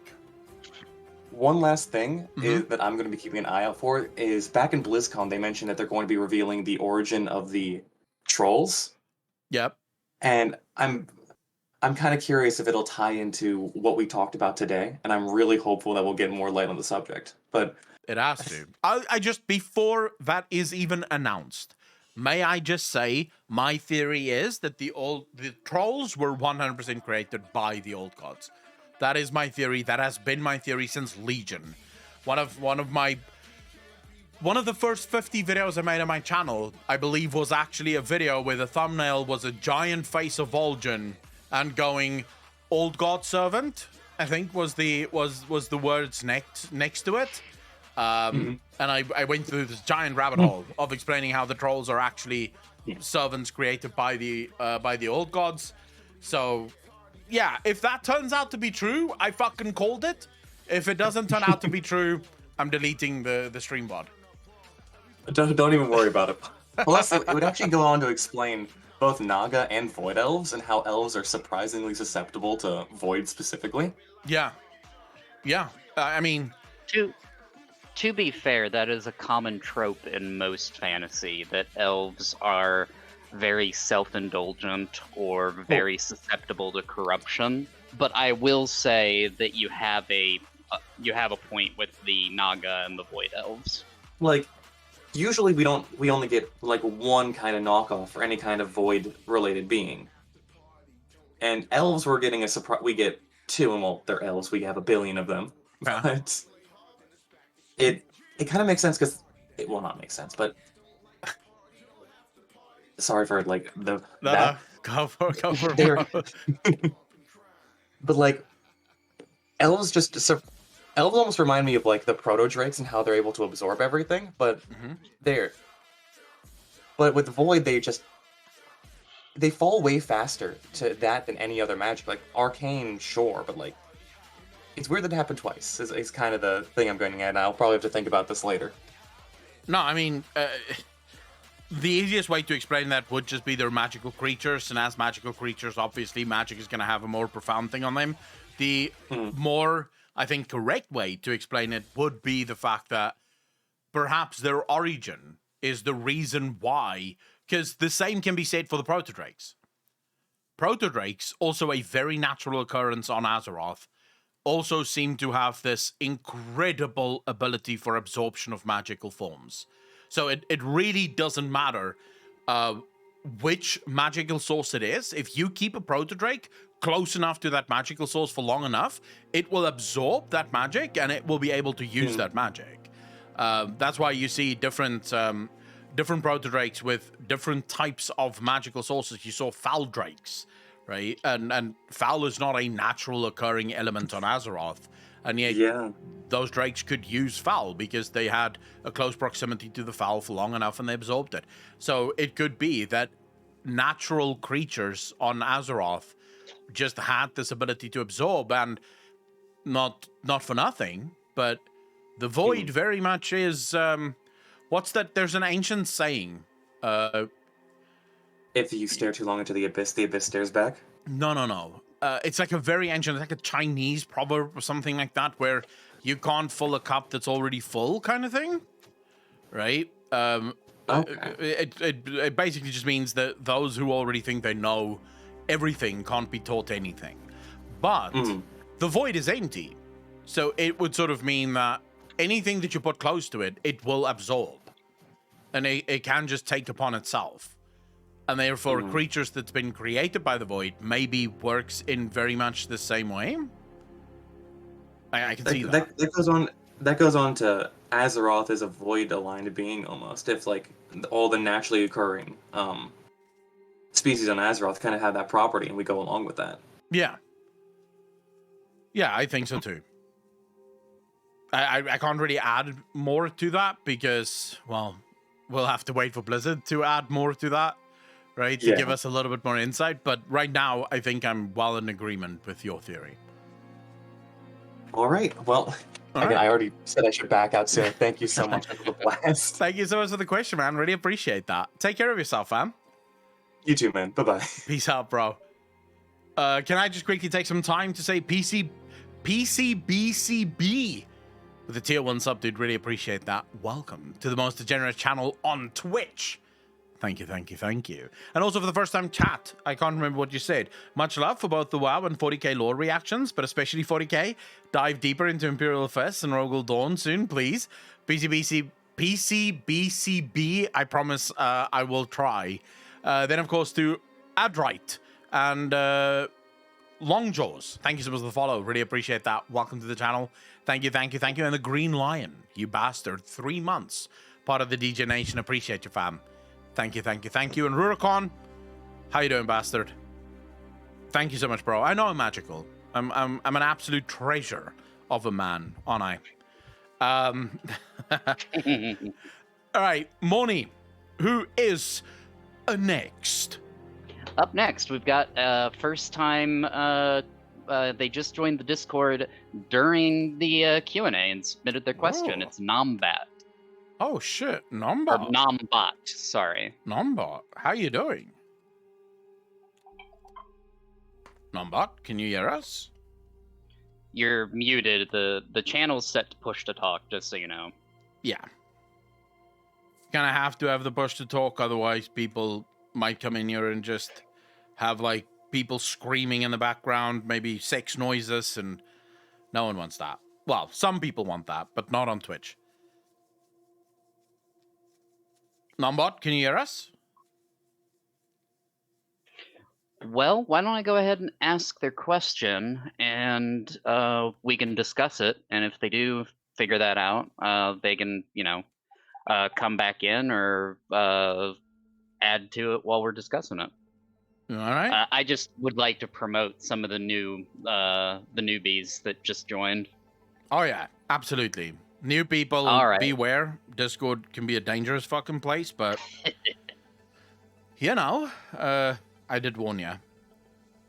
All right, what is their question? Sorry, I'm just cleaning my glasses here because for some reason, it's all right. They will not get fucking clean.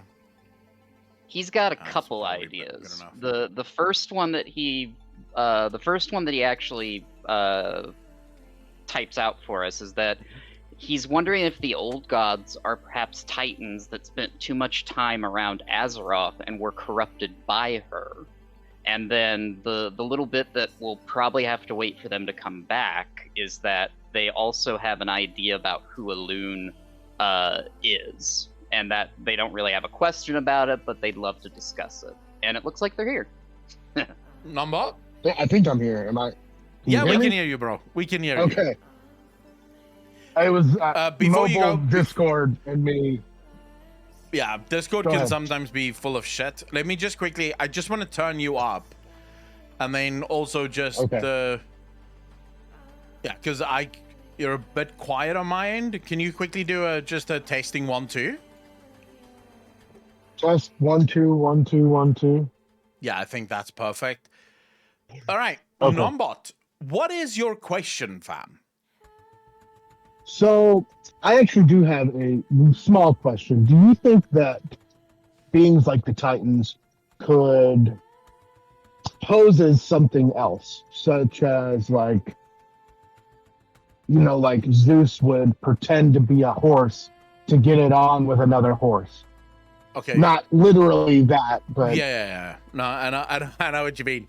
I don't see why not. Mainly because we already know that they can change their size, so they can definitely manipulate their size. Not only that, but Titan Keepers have this ability. So if you read Dawn of the Aspects, Tyr, at first when he appears to the Protodrakes, he appears as a very small hooded figure.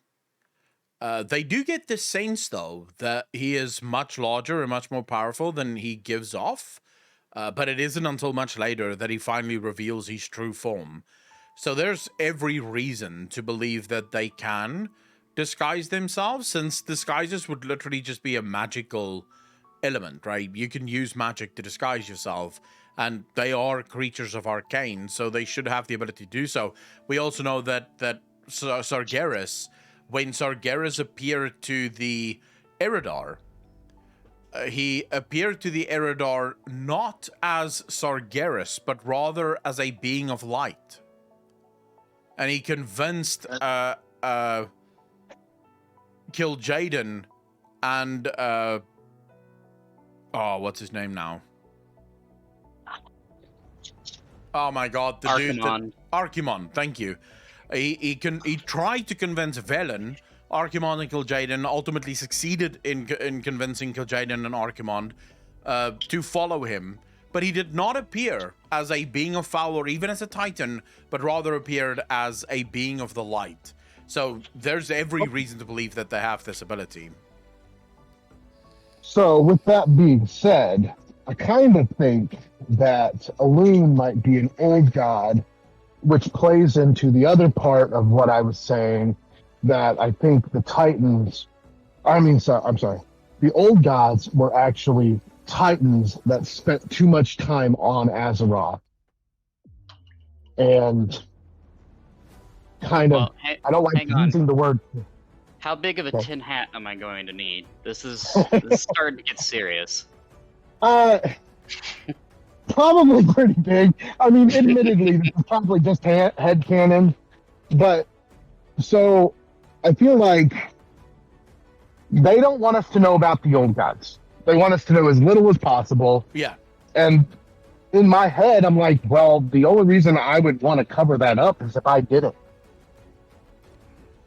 So my thinking is that when they first inherited the Azeroth problem, they sent Titans there. They went away, did other stuff, came back and found they were corrupted. I don't like using the word corrupted, but for lack of a better term, corrupted. Yeah. So then they killed one. It had really bad repercussions, and they decided they can't do that no more. See, the thing that would be problematic there is the shift. So it is possible for a Titan to become a Titan of disorder, as we've seen with Sargeras, right? So that transition is possible given enough time and enough foul. But what you're talking about here is a Titan that basically sort of transitioned into becoming part of the Void, even though that is not its opposite. That is not its opposite force. And from an evidence standpoint, but then again, you're dealing with the Titans, and we know that they lie. We know that they make up everything. We also know that the Chronicles was written by them. So, what can we really trust from that? But from the lore that we have right now, and I want to be clear, I'm sort of playing devil's advocate here at the minute, because I do actually have a theory that suggests that the old gods are not a natural occurrence, that they were indeed created by something, not necessarily by Azeroth, but something created them, and it wasn't the Void. But based on the lore evidence we have right now, the Titans first learned of Azeroth moments before they died, kind of, right? Right. And they were killed by Sargeras. We don't know of any other Titans that ever made its way to Azeroth. Nor do we know, like, they claim that Azeroth is like them. Just much more powerful, but that Azeroth truly is like them. Well, so another reason that I kind of got this in my head was I was thinking about the fact that Azeroth is so damn important that they can't be here themselves. Yeah. So they make Titan Keepers to watch over it, maybe because they're more resistant. And to the point about being void corrupted, you said on a video a couple of weeks ago, maybe not even that long ago, that the corruption affected Galgrond and Deathwing differently. And it got me thinking, what if the corruption affects everything it touches different? So maybe a Titan wouldn't appear like the same corrupted as, say, a dragon. It's... So everything you're saying exists in the realm of possibility. Mainly because of the lack of information we have about the Void and the Old Gods. You know, for beings that's been around Azeroth literally for as old as World of Warcraft is, we know very little about these beings, right? What we do know is that they do not seem to act like Titans. They are almost anathema to everything in our universe. Like, they are almost the opposite of everything in the universe. They have the chaos and the disorder from disorder. They have the elements of death. They have elements of life, as we literally discussed in the last caller. They clearly have the ability to create things, so there is an element of order there as well. And they call the light, or at least the Naru, brothers and sisters that merely lost their way. So, I'm gonna say, from a loving the story perspective, I really hope that that is not what the Old Gods are. Even though you could 100% be correct, and there are ways in which that story can be made phenomenally well, and can actually be a really cool story trope. I kind of want the Old Gods to either be beings of decay, because that I think would be really cool to finally get to see the realms of decay, or I want them to be Old God void creatures. Now, the reason I sort of lean towards that, the Old Gods themselves call the void their masters. They themselves call themselves creatures of the void. Now, with Titans that was turned into Old Gods, why would they refer to themselves as creatures of the void? Of, like, calling their masters and their fathers and mothers Void Lords? Would they? Or, like, why is there no evidence of them being Titans before, you know, they became Old Gods? I don't know. I don't have an answer.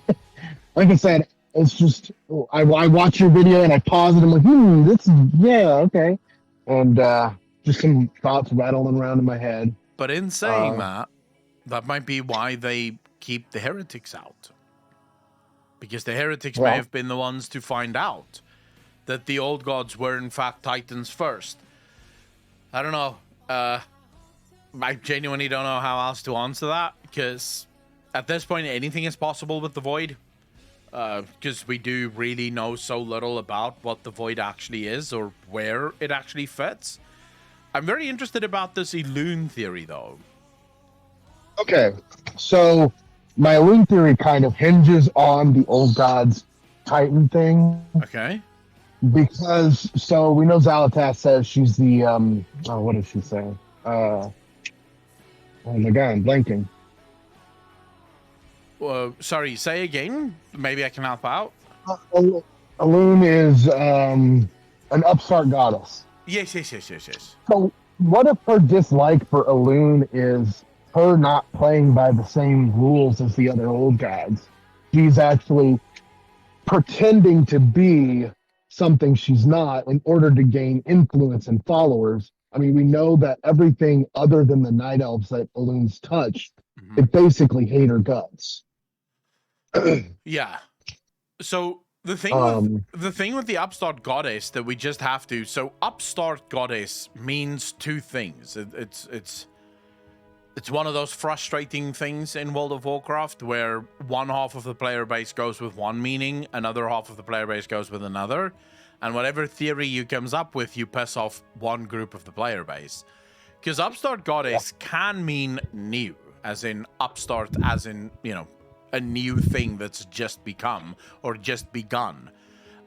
Or it could mean causer of problems. So in other words, you're an upstart goddess. In other words, you are sort of upsetting or yeah, sort of upsetting the apple cart, right? You're trying to tip over the apple cart. You're causing problems when everything was going so swimmingly. So it has both of those meanings.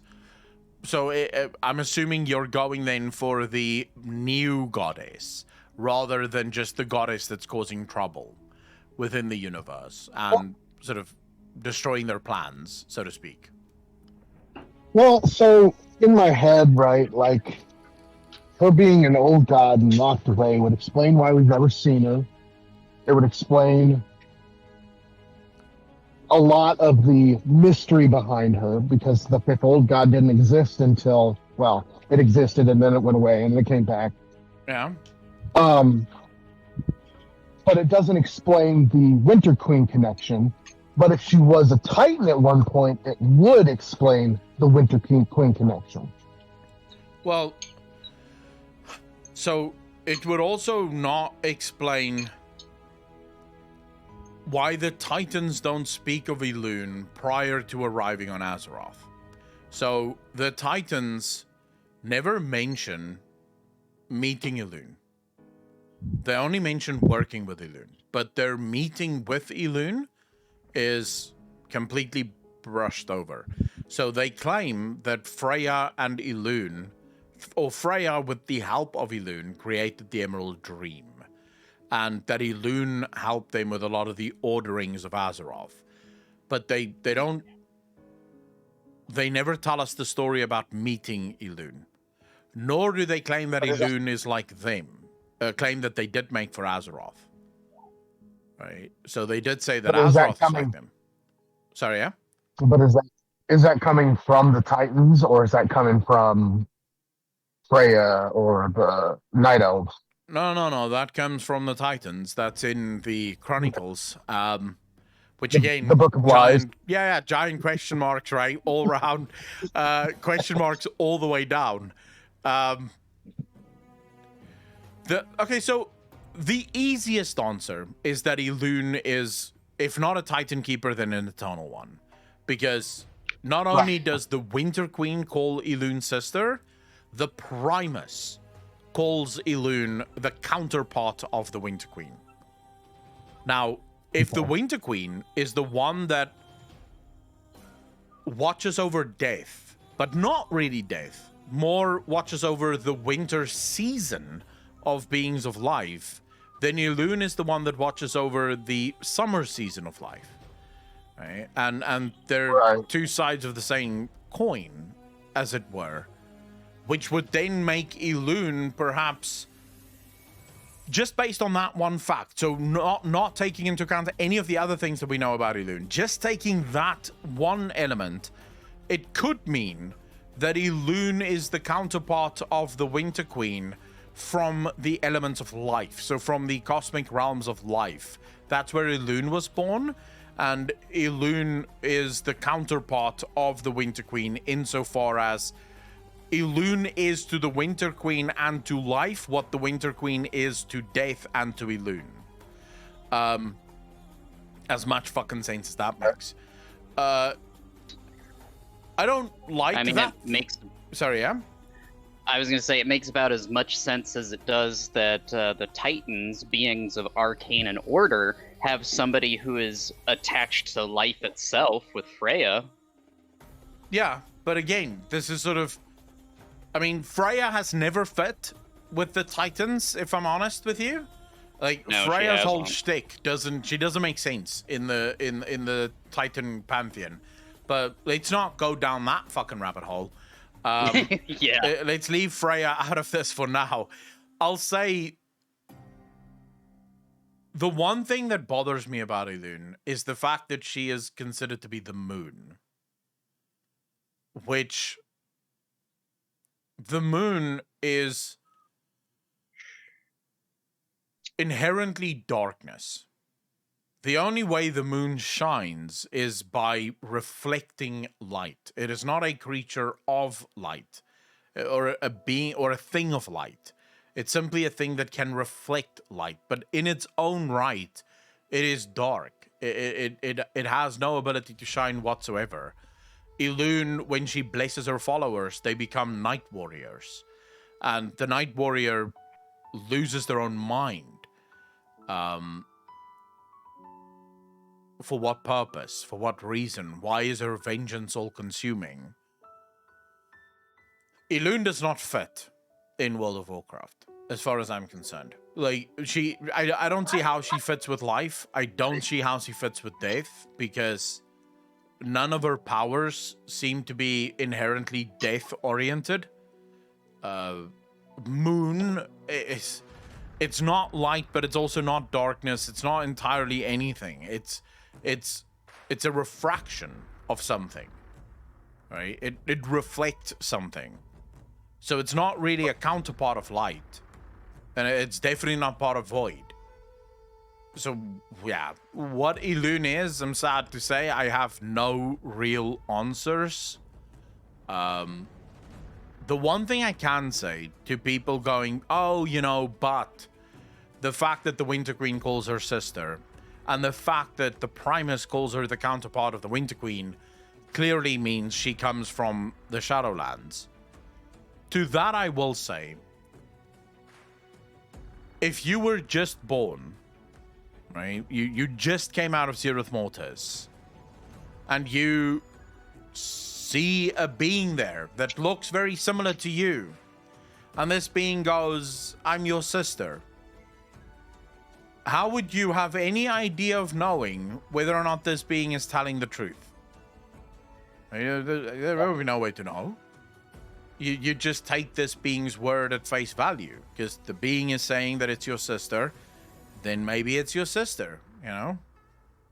And you'll just accept that, Right. because what else are you supposed to do in that scenario?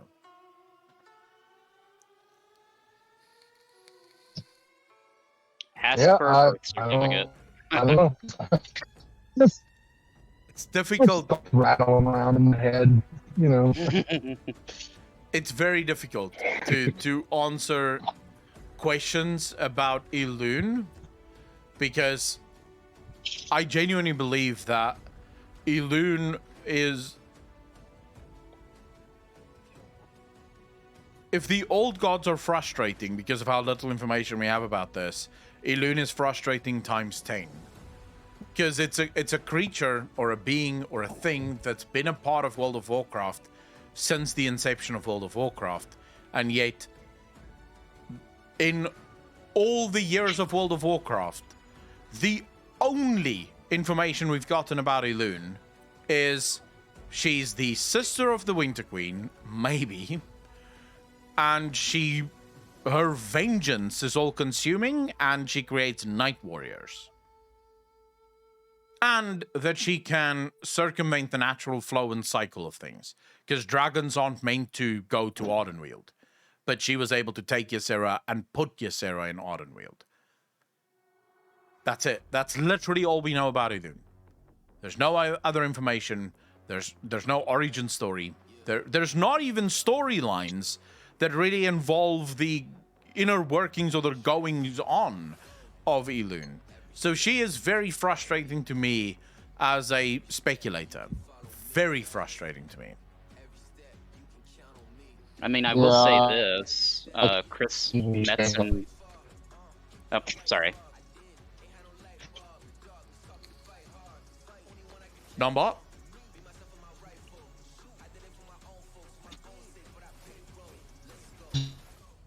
Uh-oh. I think your you died. internet is giving trouble there. But yeah, Moni, I think you were going to say that Chris Mason wanted her on purpose to be kept very much out of the story for the most part. He really wanted to use Elune as sort of this invisible hand character that if you really need to get out of a sticky situation with the storytelling, or you need a sort of golden bullet for the story, you can just slot Elune right in there. He did an excellent job just like gatekeeping any of her information. Like we didn't get this "she is of my sister" thing until he actually retired, even post Legion, because Legion was still a little bit of Metzen's work. If we consider like Shadowlands Book 1 of Denuzer taking over, it had 0 to like maybe 1 to 2% of Metzen's stuff, and that's when we finally get "she is of my sister" is 9 patches down the line. Yeah. But I mean, that's the thing, right? That's how, and stories do need those characters. You need characters in stories that can be your quote-unquote silver bullet, that can be used in just about every single way. And no one can really ask questions because no one knows enough about that character to really question it. Warhammer 40k has Tzeentch. Tzeentch is the perfect Chaos God for those silver bullet moments. If something happens and you want to retcon it, Tzeentch. If you want to do something that wouldn't fit with anything in your universe, Tzeentch. Because, well, Tzeentch is the god of change. And therefore, why not, right? Why not just use him? Yeah, he has so many schemes that he actually builds schemes that screw up his own schemes and then just laughs at it. Yeah, but that's exactly it, right? Elune was meant to be that character, but I do think Steve Denuzer and the team might actually be interested in jumping deeper into her. So Nombot, I can't answer your question, not really, but I can say I think we'll get more information on Elune as the patches draw on, because if Shadowlands was any indication, it's clear that they do want to start at least exploring the stories of Elune, if not outright solving Elune. They do want to explore it.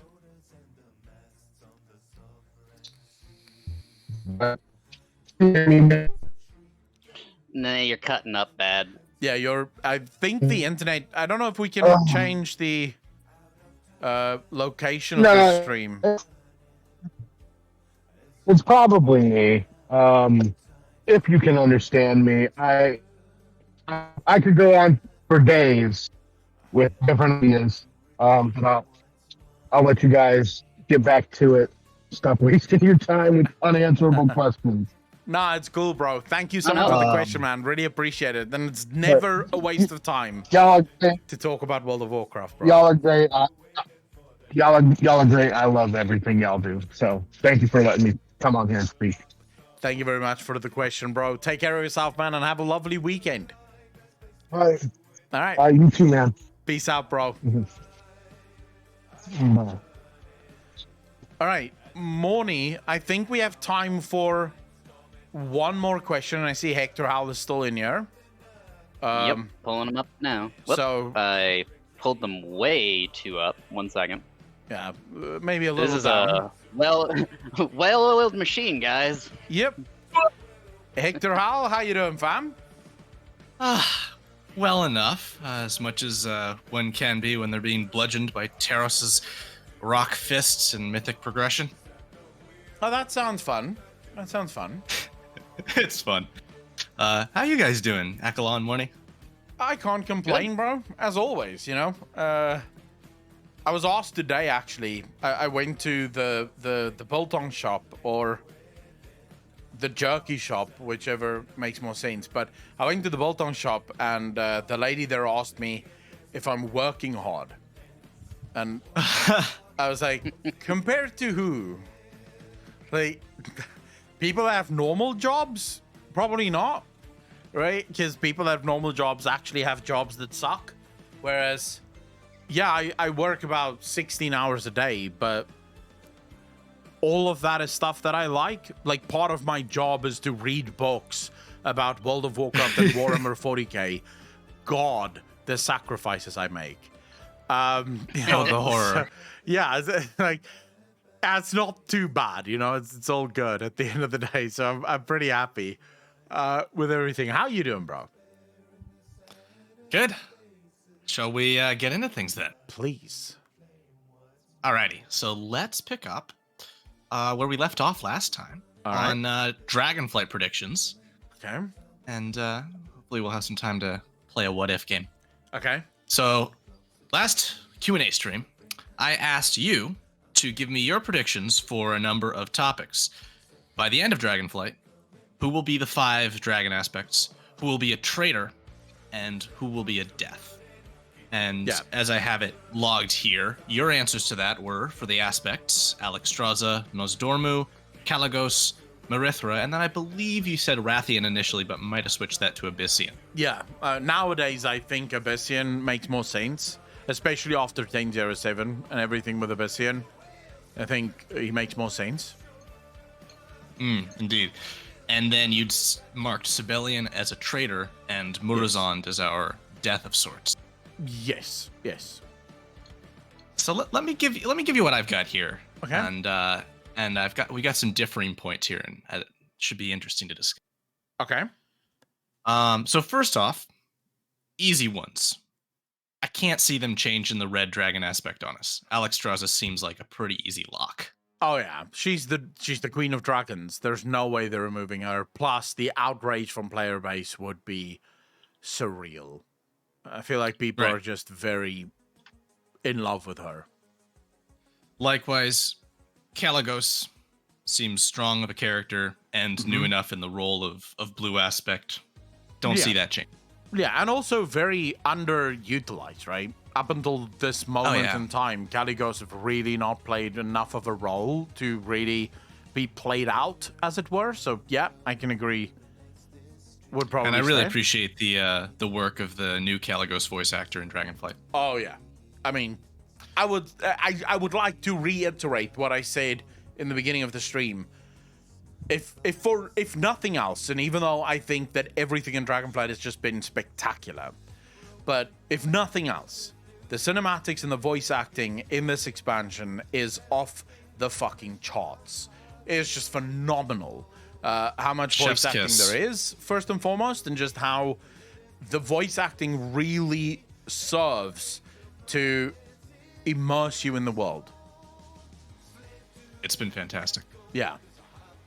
So for bronze, okay, this one I want to add a little interesting kind of caveat, because I think it's clearly Nosdormu, but I think all that I think we've sort of been discussing, we as I guess the lore community, if that such a thing exists, is that this is the Murozond expansion. There's not a better Murozond expansion. This is an expansion within which Nosdormu is a principal character. Yep. There's no better time than to have this story arc happen. Yep. So my vision of this 5 aspects that I'm describing is, let's say, the prelude to the actual finale of this story, wherein we get all 5, we got our hero shot, and then our actual finale is going to have the Murozond flip in it. Okay. So I'm still going to say Nosdormu counts for. Yep. Okay. Black Dragonflight. I'm going to go Rathian. All right. I think that people's theories regarding Sibelian as a leader of the Black Flight, while Rathian takes on, let's say, a champion of the Black Flight, gets the big juju power, I think that's pretty legit as a theory. Okay. Because I think at the end of the day, Rathian cares more for the power to directly intercede, and Sibelian cares more for the power to govern. Yeah, I could see that. Makes sense. Yeah. But now you're sort of venturing into the world of joint leadership. Or joint aspectness. Right. Well, I think powers-wise, it would still be Rathian as the aspect, but Sibelian would just make all the leadership calls. See, well, that would be a first and foremost. We have no evidence to suggest that you can have dual aspects of a flight. Right. Specifically in the case of the aspect of the flight directs the flight almost, in my opinion, automatically, right? So if you look at what Kalagos did, they put out a call to the Blue Dragons and it was almost automatic, right? It was almost like an automatic call that reverberated through their bloodline and pulled them towards the focal point. So I'm not entirely sure if you could have that, but you could probably. Or if you wanted to keep Abyssian there, Rathian becomes the aspect, but Abyssian sort of takes on a let's call it a mentor role, much like what he did for Emberthal, right? So he sort of mentors Rathian on how to be a good dragon aspect and how to be a good aspect for the Black Dragon Flight. So yeah, I'm still on board with a sort of joint leadership position, maybe not in practice, but definitely in theory. In theory, absolutely. But if I had to pick, I'm gonna say Rathian. I think he's the one that will be gone with. Okay. And I might be wrong. Green Dragonflight, I'm gonna say Ysera. And we'll circle back on that. For the wait. Yeah, How do you want to circle back on that bombshell?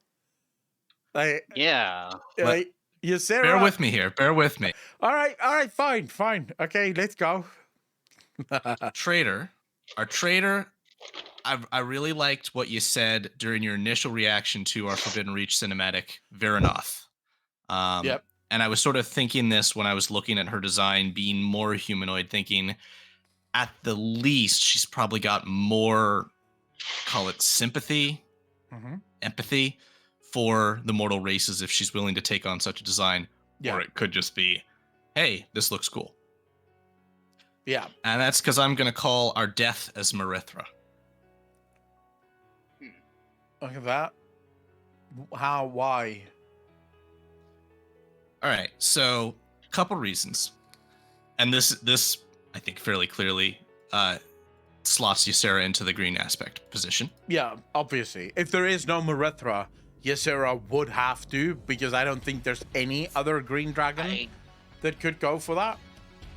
I have a dispute with that, but I'll let Hector explain Yeah. explain himself.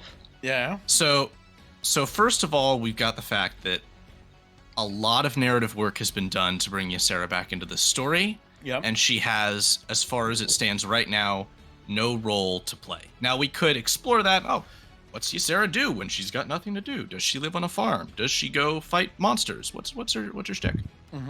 Kind of doubt they'll do that.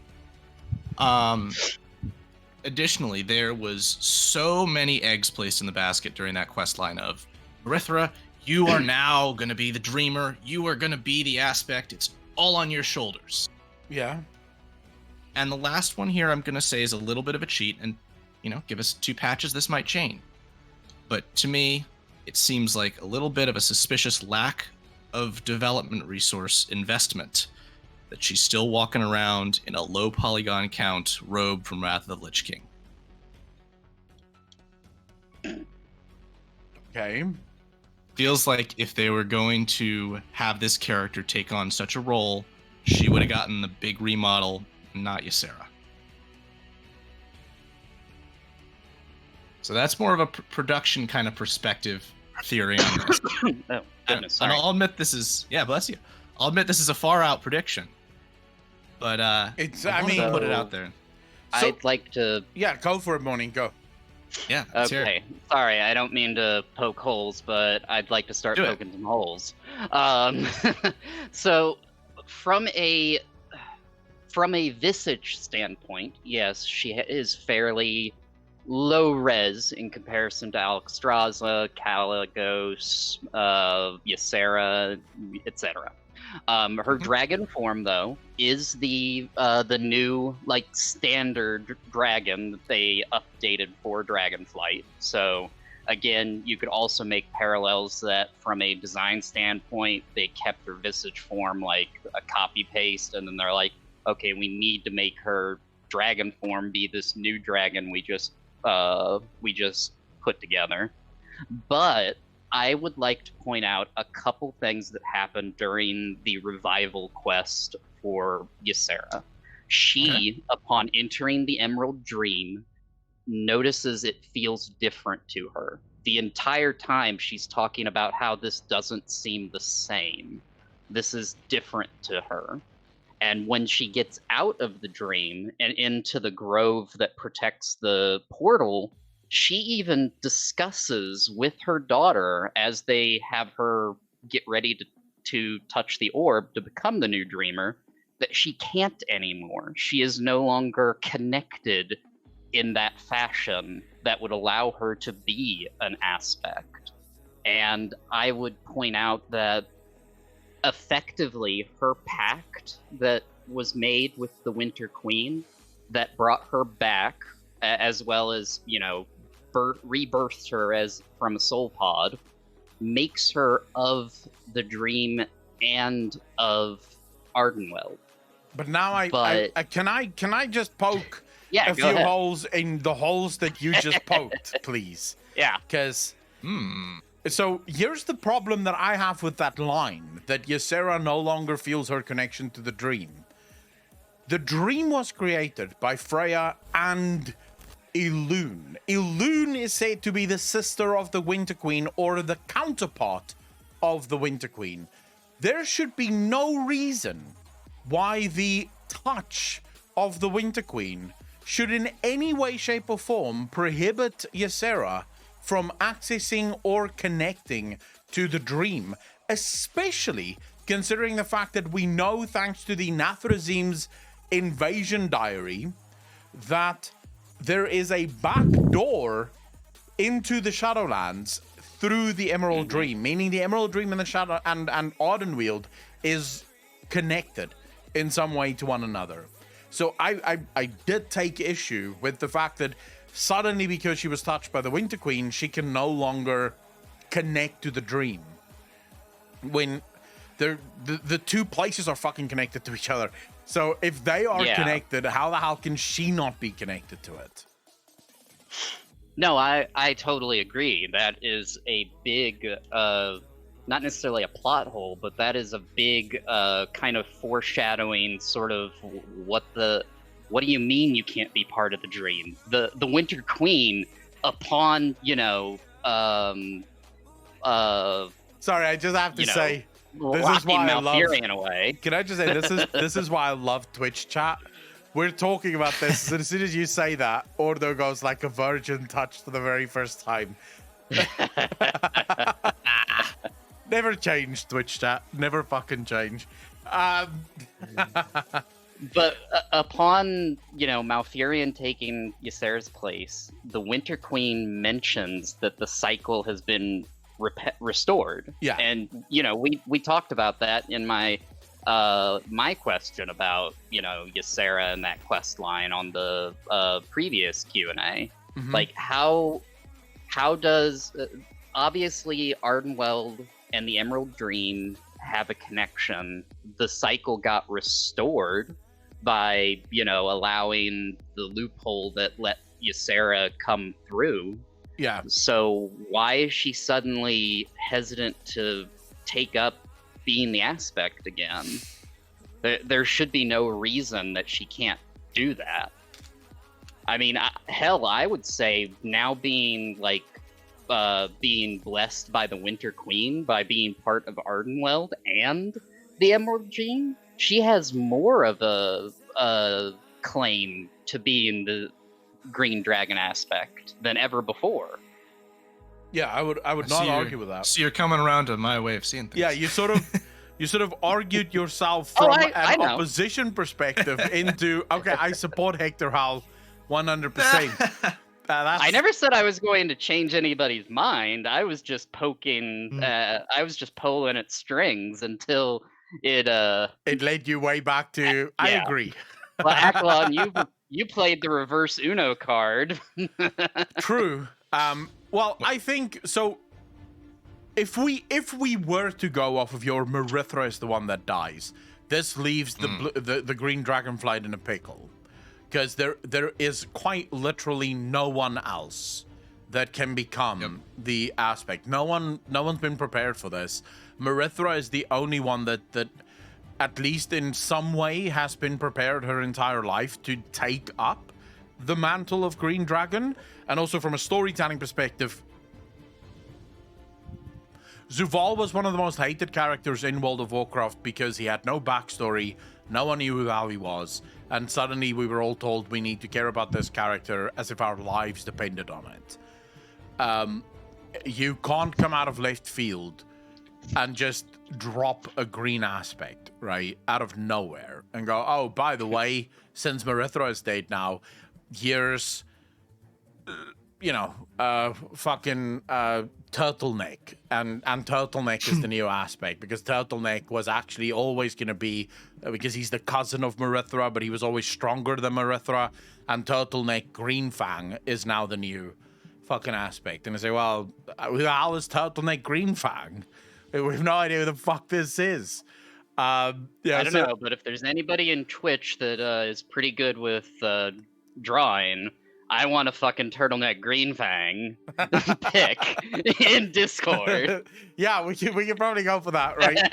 But I don't know. I think the whole, so I've had a theory about the reason Elune raised Ysera in the first place was to raise a general. That's why Elune saved Ysera, was to ensure that when Ysera finally comes back, Ysera would now become the aspect of Elune, so to speak. So Ysera would become her general. And this is why Ysera cannot be the Green Dragon aspect, because Elune has a claim on her soul now. And that means that she can't be part of the dream? Yeah, and she just fibs and says that it's due to, or at least not fibs, but lies through omission, and lets people believe that it has to do with her It might be that she doesn't resurrection. know. It might be that she herself doesn't know. She really just doesn't feel that connection with the dream at the minute. For some reason. She doesn't feel that connection. And I would like to point out that we had one of the folks in chat while we were discussing this, and we just kept going, hold on 1 minute, and interrupting each other. We had Hero Effect typing, Blizzard here, just waiting for the community to write the story for them. to be fair, though, so far, I would say the community has a pretty shit track record, myself included, of actually guessing the story. Now, sometimes Blizzard actually went with a cooler story than what we even came up with in speculation. Other times, I would say Blizzard took a much worse option, like the burning of Teldrassil. Yeah. Like, I made so many videos on the burning of Teldrassil before we knew that Sylvanas was the one who burnt it. And then when we found out that actually it was Sylvanas, we came up with so many reasons for why Sylvanas did this. And I feel like all of our reasons for why Sylvanas did it was better than what Blizzard ultimately came up with, which was, we still don't know. Right? That's the reason why the tree was burned. We still don't fucking know why that tree had to be burned, but never mind that. No. What do you mean? What do you mean you don't know, Blizzard? You guys did it. You're holding the torch. It's because Alex forced it, as he forced too many things in life. Yeah, true. I guess, right? Lol, what fire? Yeah. Hero Effect, exactly. What tree?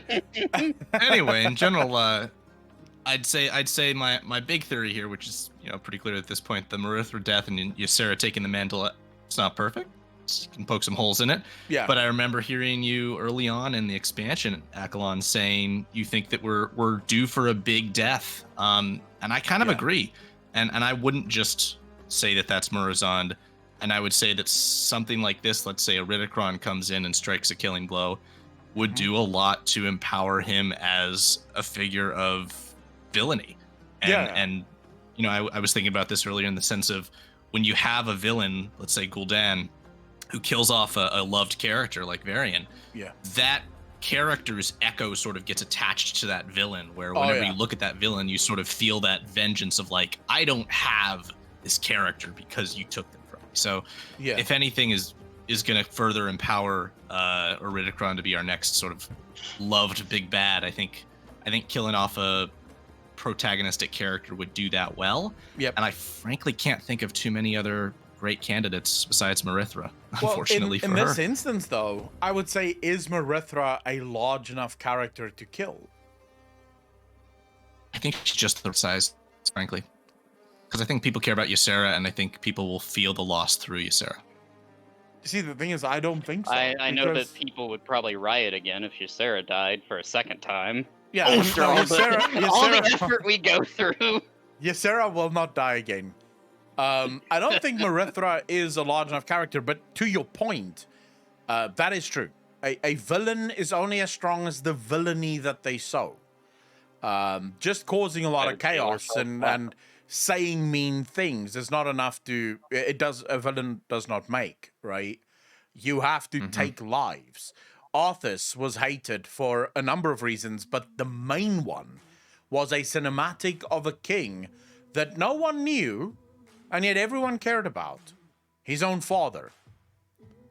Right? When that cinematic of Arthas walking in and his father asking, "What are you doing?" and he goes, "Succeeding you, father." That was the moment that people knew he's the villain. He's the bad guy, right? All of the other deaths just helped cement him even more in the minds of the player base as the villain. But that was the moment. So you need death. You need Iridikron or Farak or Viranoth, but one of them have to take a life, and it needs to be a life that we are attached to. And it needs to be in a way that they do not end up in the Shadowlands. Because the Shadowlands have sort of already, I think, destroyed a lot of the what does death mean to the player base. So it needs to be in such a way that that death is permanent and it can never be undone. We can never bring it back. Like Gul'dan when he killed Varian and just consumed his soul in Fellfire. Yeah, pretty much. Exactly that. So I don't mean to be this guy, but the Dark Lord did join. Oh, he dropped again. Let me see if he's still here, because I do want to give him a chance, because we did Absolutely specifically ask him. Yeah, he has a theory that I'll he's try been wanting Twitch. to. He's been looking for 2 weeks.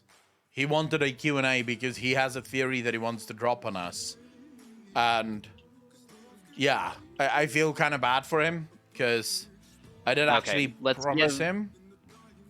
Yeah, let's give him a second. So, I don't mean to interrupt you, Hector, but I did see that he came back in. But then he dropped again. So, hopefully he is still in I'll Twitch. I'll say this.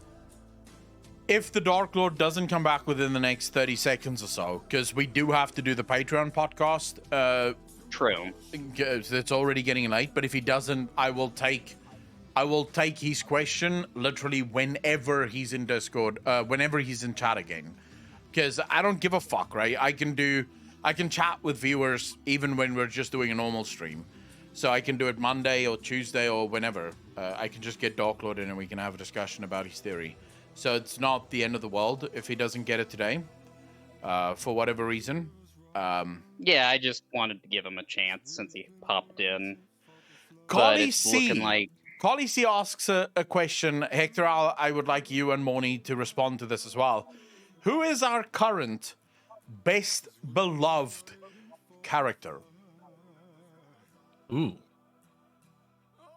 Like, the World of Warcraft community, I mean. So, if we're gonna go with, if you were to kill one character that the entire World of Warcraft community will sort of rally behind and be like, what the fuck? What character would that be?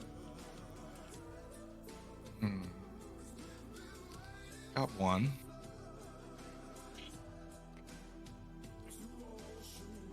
Well, I feel like it's a bit of a cop-out, but I was thinking it before it was mentioned in chat, which was Chromie. Like, we have been with Chromie for so long. She has been weaved in and out of our lives throughout the expansions, and she is taking a larger role here in Dragonflight. Chromie's death is all but guaranteed. If Nosdormu becomes Morozond, as far as I'm concerned, and we don't have actual evidence of this, but as far as I'm concerned, all bronze dragons instantly become the infinite flight. they turn Yeah, and into this- infinite dragons and they become the new infinite flight. So that is a death in and of itself, right? Because they're no longer friends of ours. They are now the enemy, so to speak. So I think that's going to be a major moment for everyone in World of Warcraft, the day that Morazon turns, because that will be the day that we say goodbye to the Bronze Dragonflight as a whole. As for My alliance. sorry, yeah, no, go. My alliance bias is going to show in my answer, but I'm going to say Jaina Proudmoore. You filthy fucking alliance bastards. Why couldn't you guys just I play don't- Horde like normal people? Hey, I am playing Horde. Yeah, I'm alliance Zandalari scumbags. now. You guys can be lucky that we're no longer enemies. Lucky. I don't know, Hector. I don't know if her death will be as influential as it would have been, a few expansions ago, Oh, because they have made her oscillate between the crazy meter way too much, to the point where I don't even know what her character is right now. We're just kind of waiting for the shoe to drop to figure out if she's going to be doing another genocide. And if every day that she doesn't, we're kind of just like, dodged a bullet there. So Fran- my answer is, and it is a cop out, but it also isn't, and I'll give you my explanations for why that is. It's Alexstrasza, and the reason for it is, all other characters that you can sort of mention will fall to one side more than to the other. So you could say, well, what if Anduin dies? Well, that's going to affect Alliance players a hell of a lot more than what it would affect Horde players. Because for Horde players, there is a section of us that would go, fucking finally, the Alliance are losing some kings. Time for them to start playing musical chairs with their fucking throne. How dare you? Bro, please don't talk to me about leaders dying. Like, Orgrimmar right now, if you go into the throne room of Orgrimmar, there may as well be music playing that signals musical chairs, right? Because whoever the fuck sits I there, gotta find a you screenshot. know isn't going to stay there for long enough to even be Or they- remembered. Just replace the throne with an open coffin and be like, okay, just do us a favor, close it when you die, and we'll just wheel you off. Yeah, pretty much, right? So, a lot of Horde players wouldn't give a shit. Khadgar, again, would be more on the Alliance side than what the Horde would feel it. Alexstrasza, to me, is one of those characters where, whether you're Horde or Alliance, you care about the Dragon Mommy, right? You love this character. She's been with us forever. We know her. There's probably many guys that's watched porn involving Alexstrasza. So Alexstrasza is a focal point for, I think, the whole of the community. Now, as you said, Hector Hal, killing Alexstrasza, probably a no-go. Right? It almost is as if the stakes would be too high for Alexstrasza's death. Because it might be so bad that a lot of people end up quitting the game as a result of that death. But I would say that she is probably the most beloved character in World of Warcraft right now that is shared rather than just singular. Because if you're asking me who's my most beloved character, that's Sylvanas, right? Of the mortal characters that we have. If you ask me Speaking all of over, that's Gul'dan, Sargeras, or Sylvanas. You can really pick between those three, and I'll say yes to all. Speaking of the Horde throne room, check WoW General chat real quick. I put a picture in there. I think you'll appreciate. I tagged you both. Hold up, I'm This is going an down. Accolon's Discord for those of you on Twitch. Join the Discord. Oh, this is fucking annoying. Yeah, I'll just show you guys what I'm looking at. Oh, of course. Oh, What is this? Just Oh, this looks like a game of Fuck, Marry, Kill. This is the game of all they needed now was Vol'jin edited in there, and you would literally have the last 5 years of the Horde. Thrall could be off on the side there as well, and it would just be like, well, what the hell's the point of this? Everyone's been the war chief of the Horde.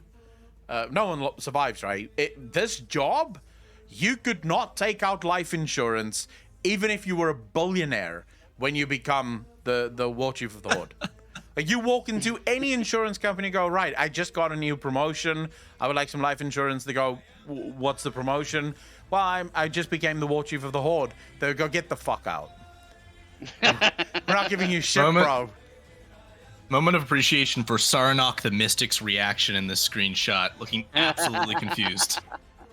But that's also sort of fundamentally describes the mess that is World of Warcraft storyline right now, right? Early leveling experience.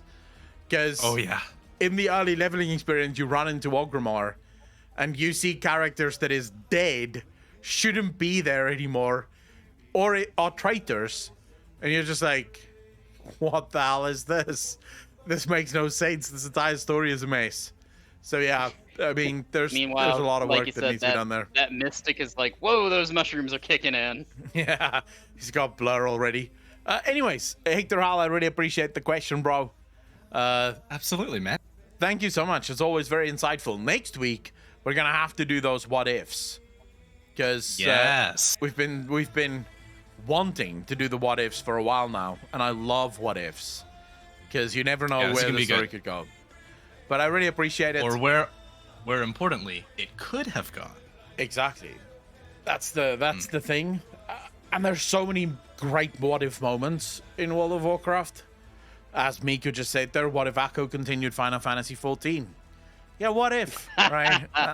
What if? You know, we'll never know. No, we will know.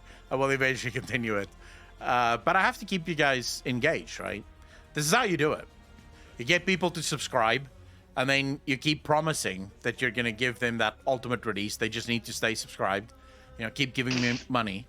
And then a year goes by, maybe 2 years go by, and then finally I give you that ultimate release. But since then, I've built up a number of new sort of cock blockers, right? That's going to keep you subscribed throughout those as well. So this is just really like the blue ball phase of the whole Final Fantasy 14 thing. I'm just stroking you, slapping every once in a while, but I'm not giving you the release yet. We'll do it when we do it.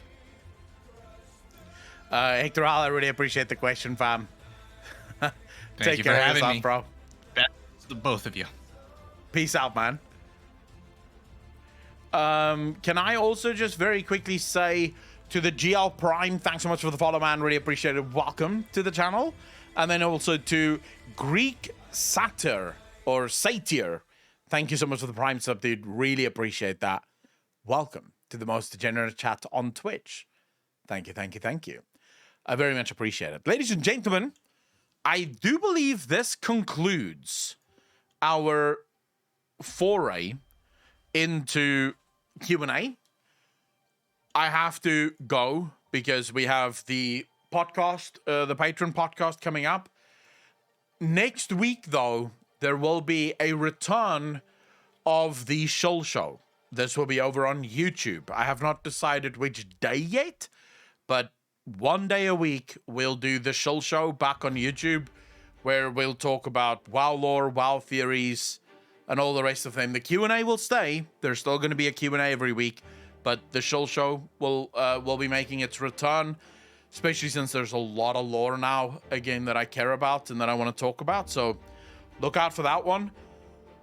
I might see you later this weekend again, depending on how my weekend goes and all the shit that I do this weekend. But if I do not see you for the rest of the weekend, please remember to take care of yourselves. Have a wonderful weekend.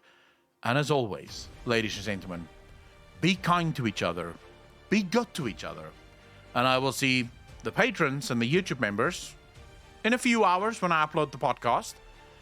And the rest of you, I'll see you soon. Peace out, fam.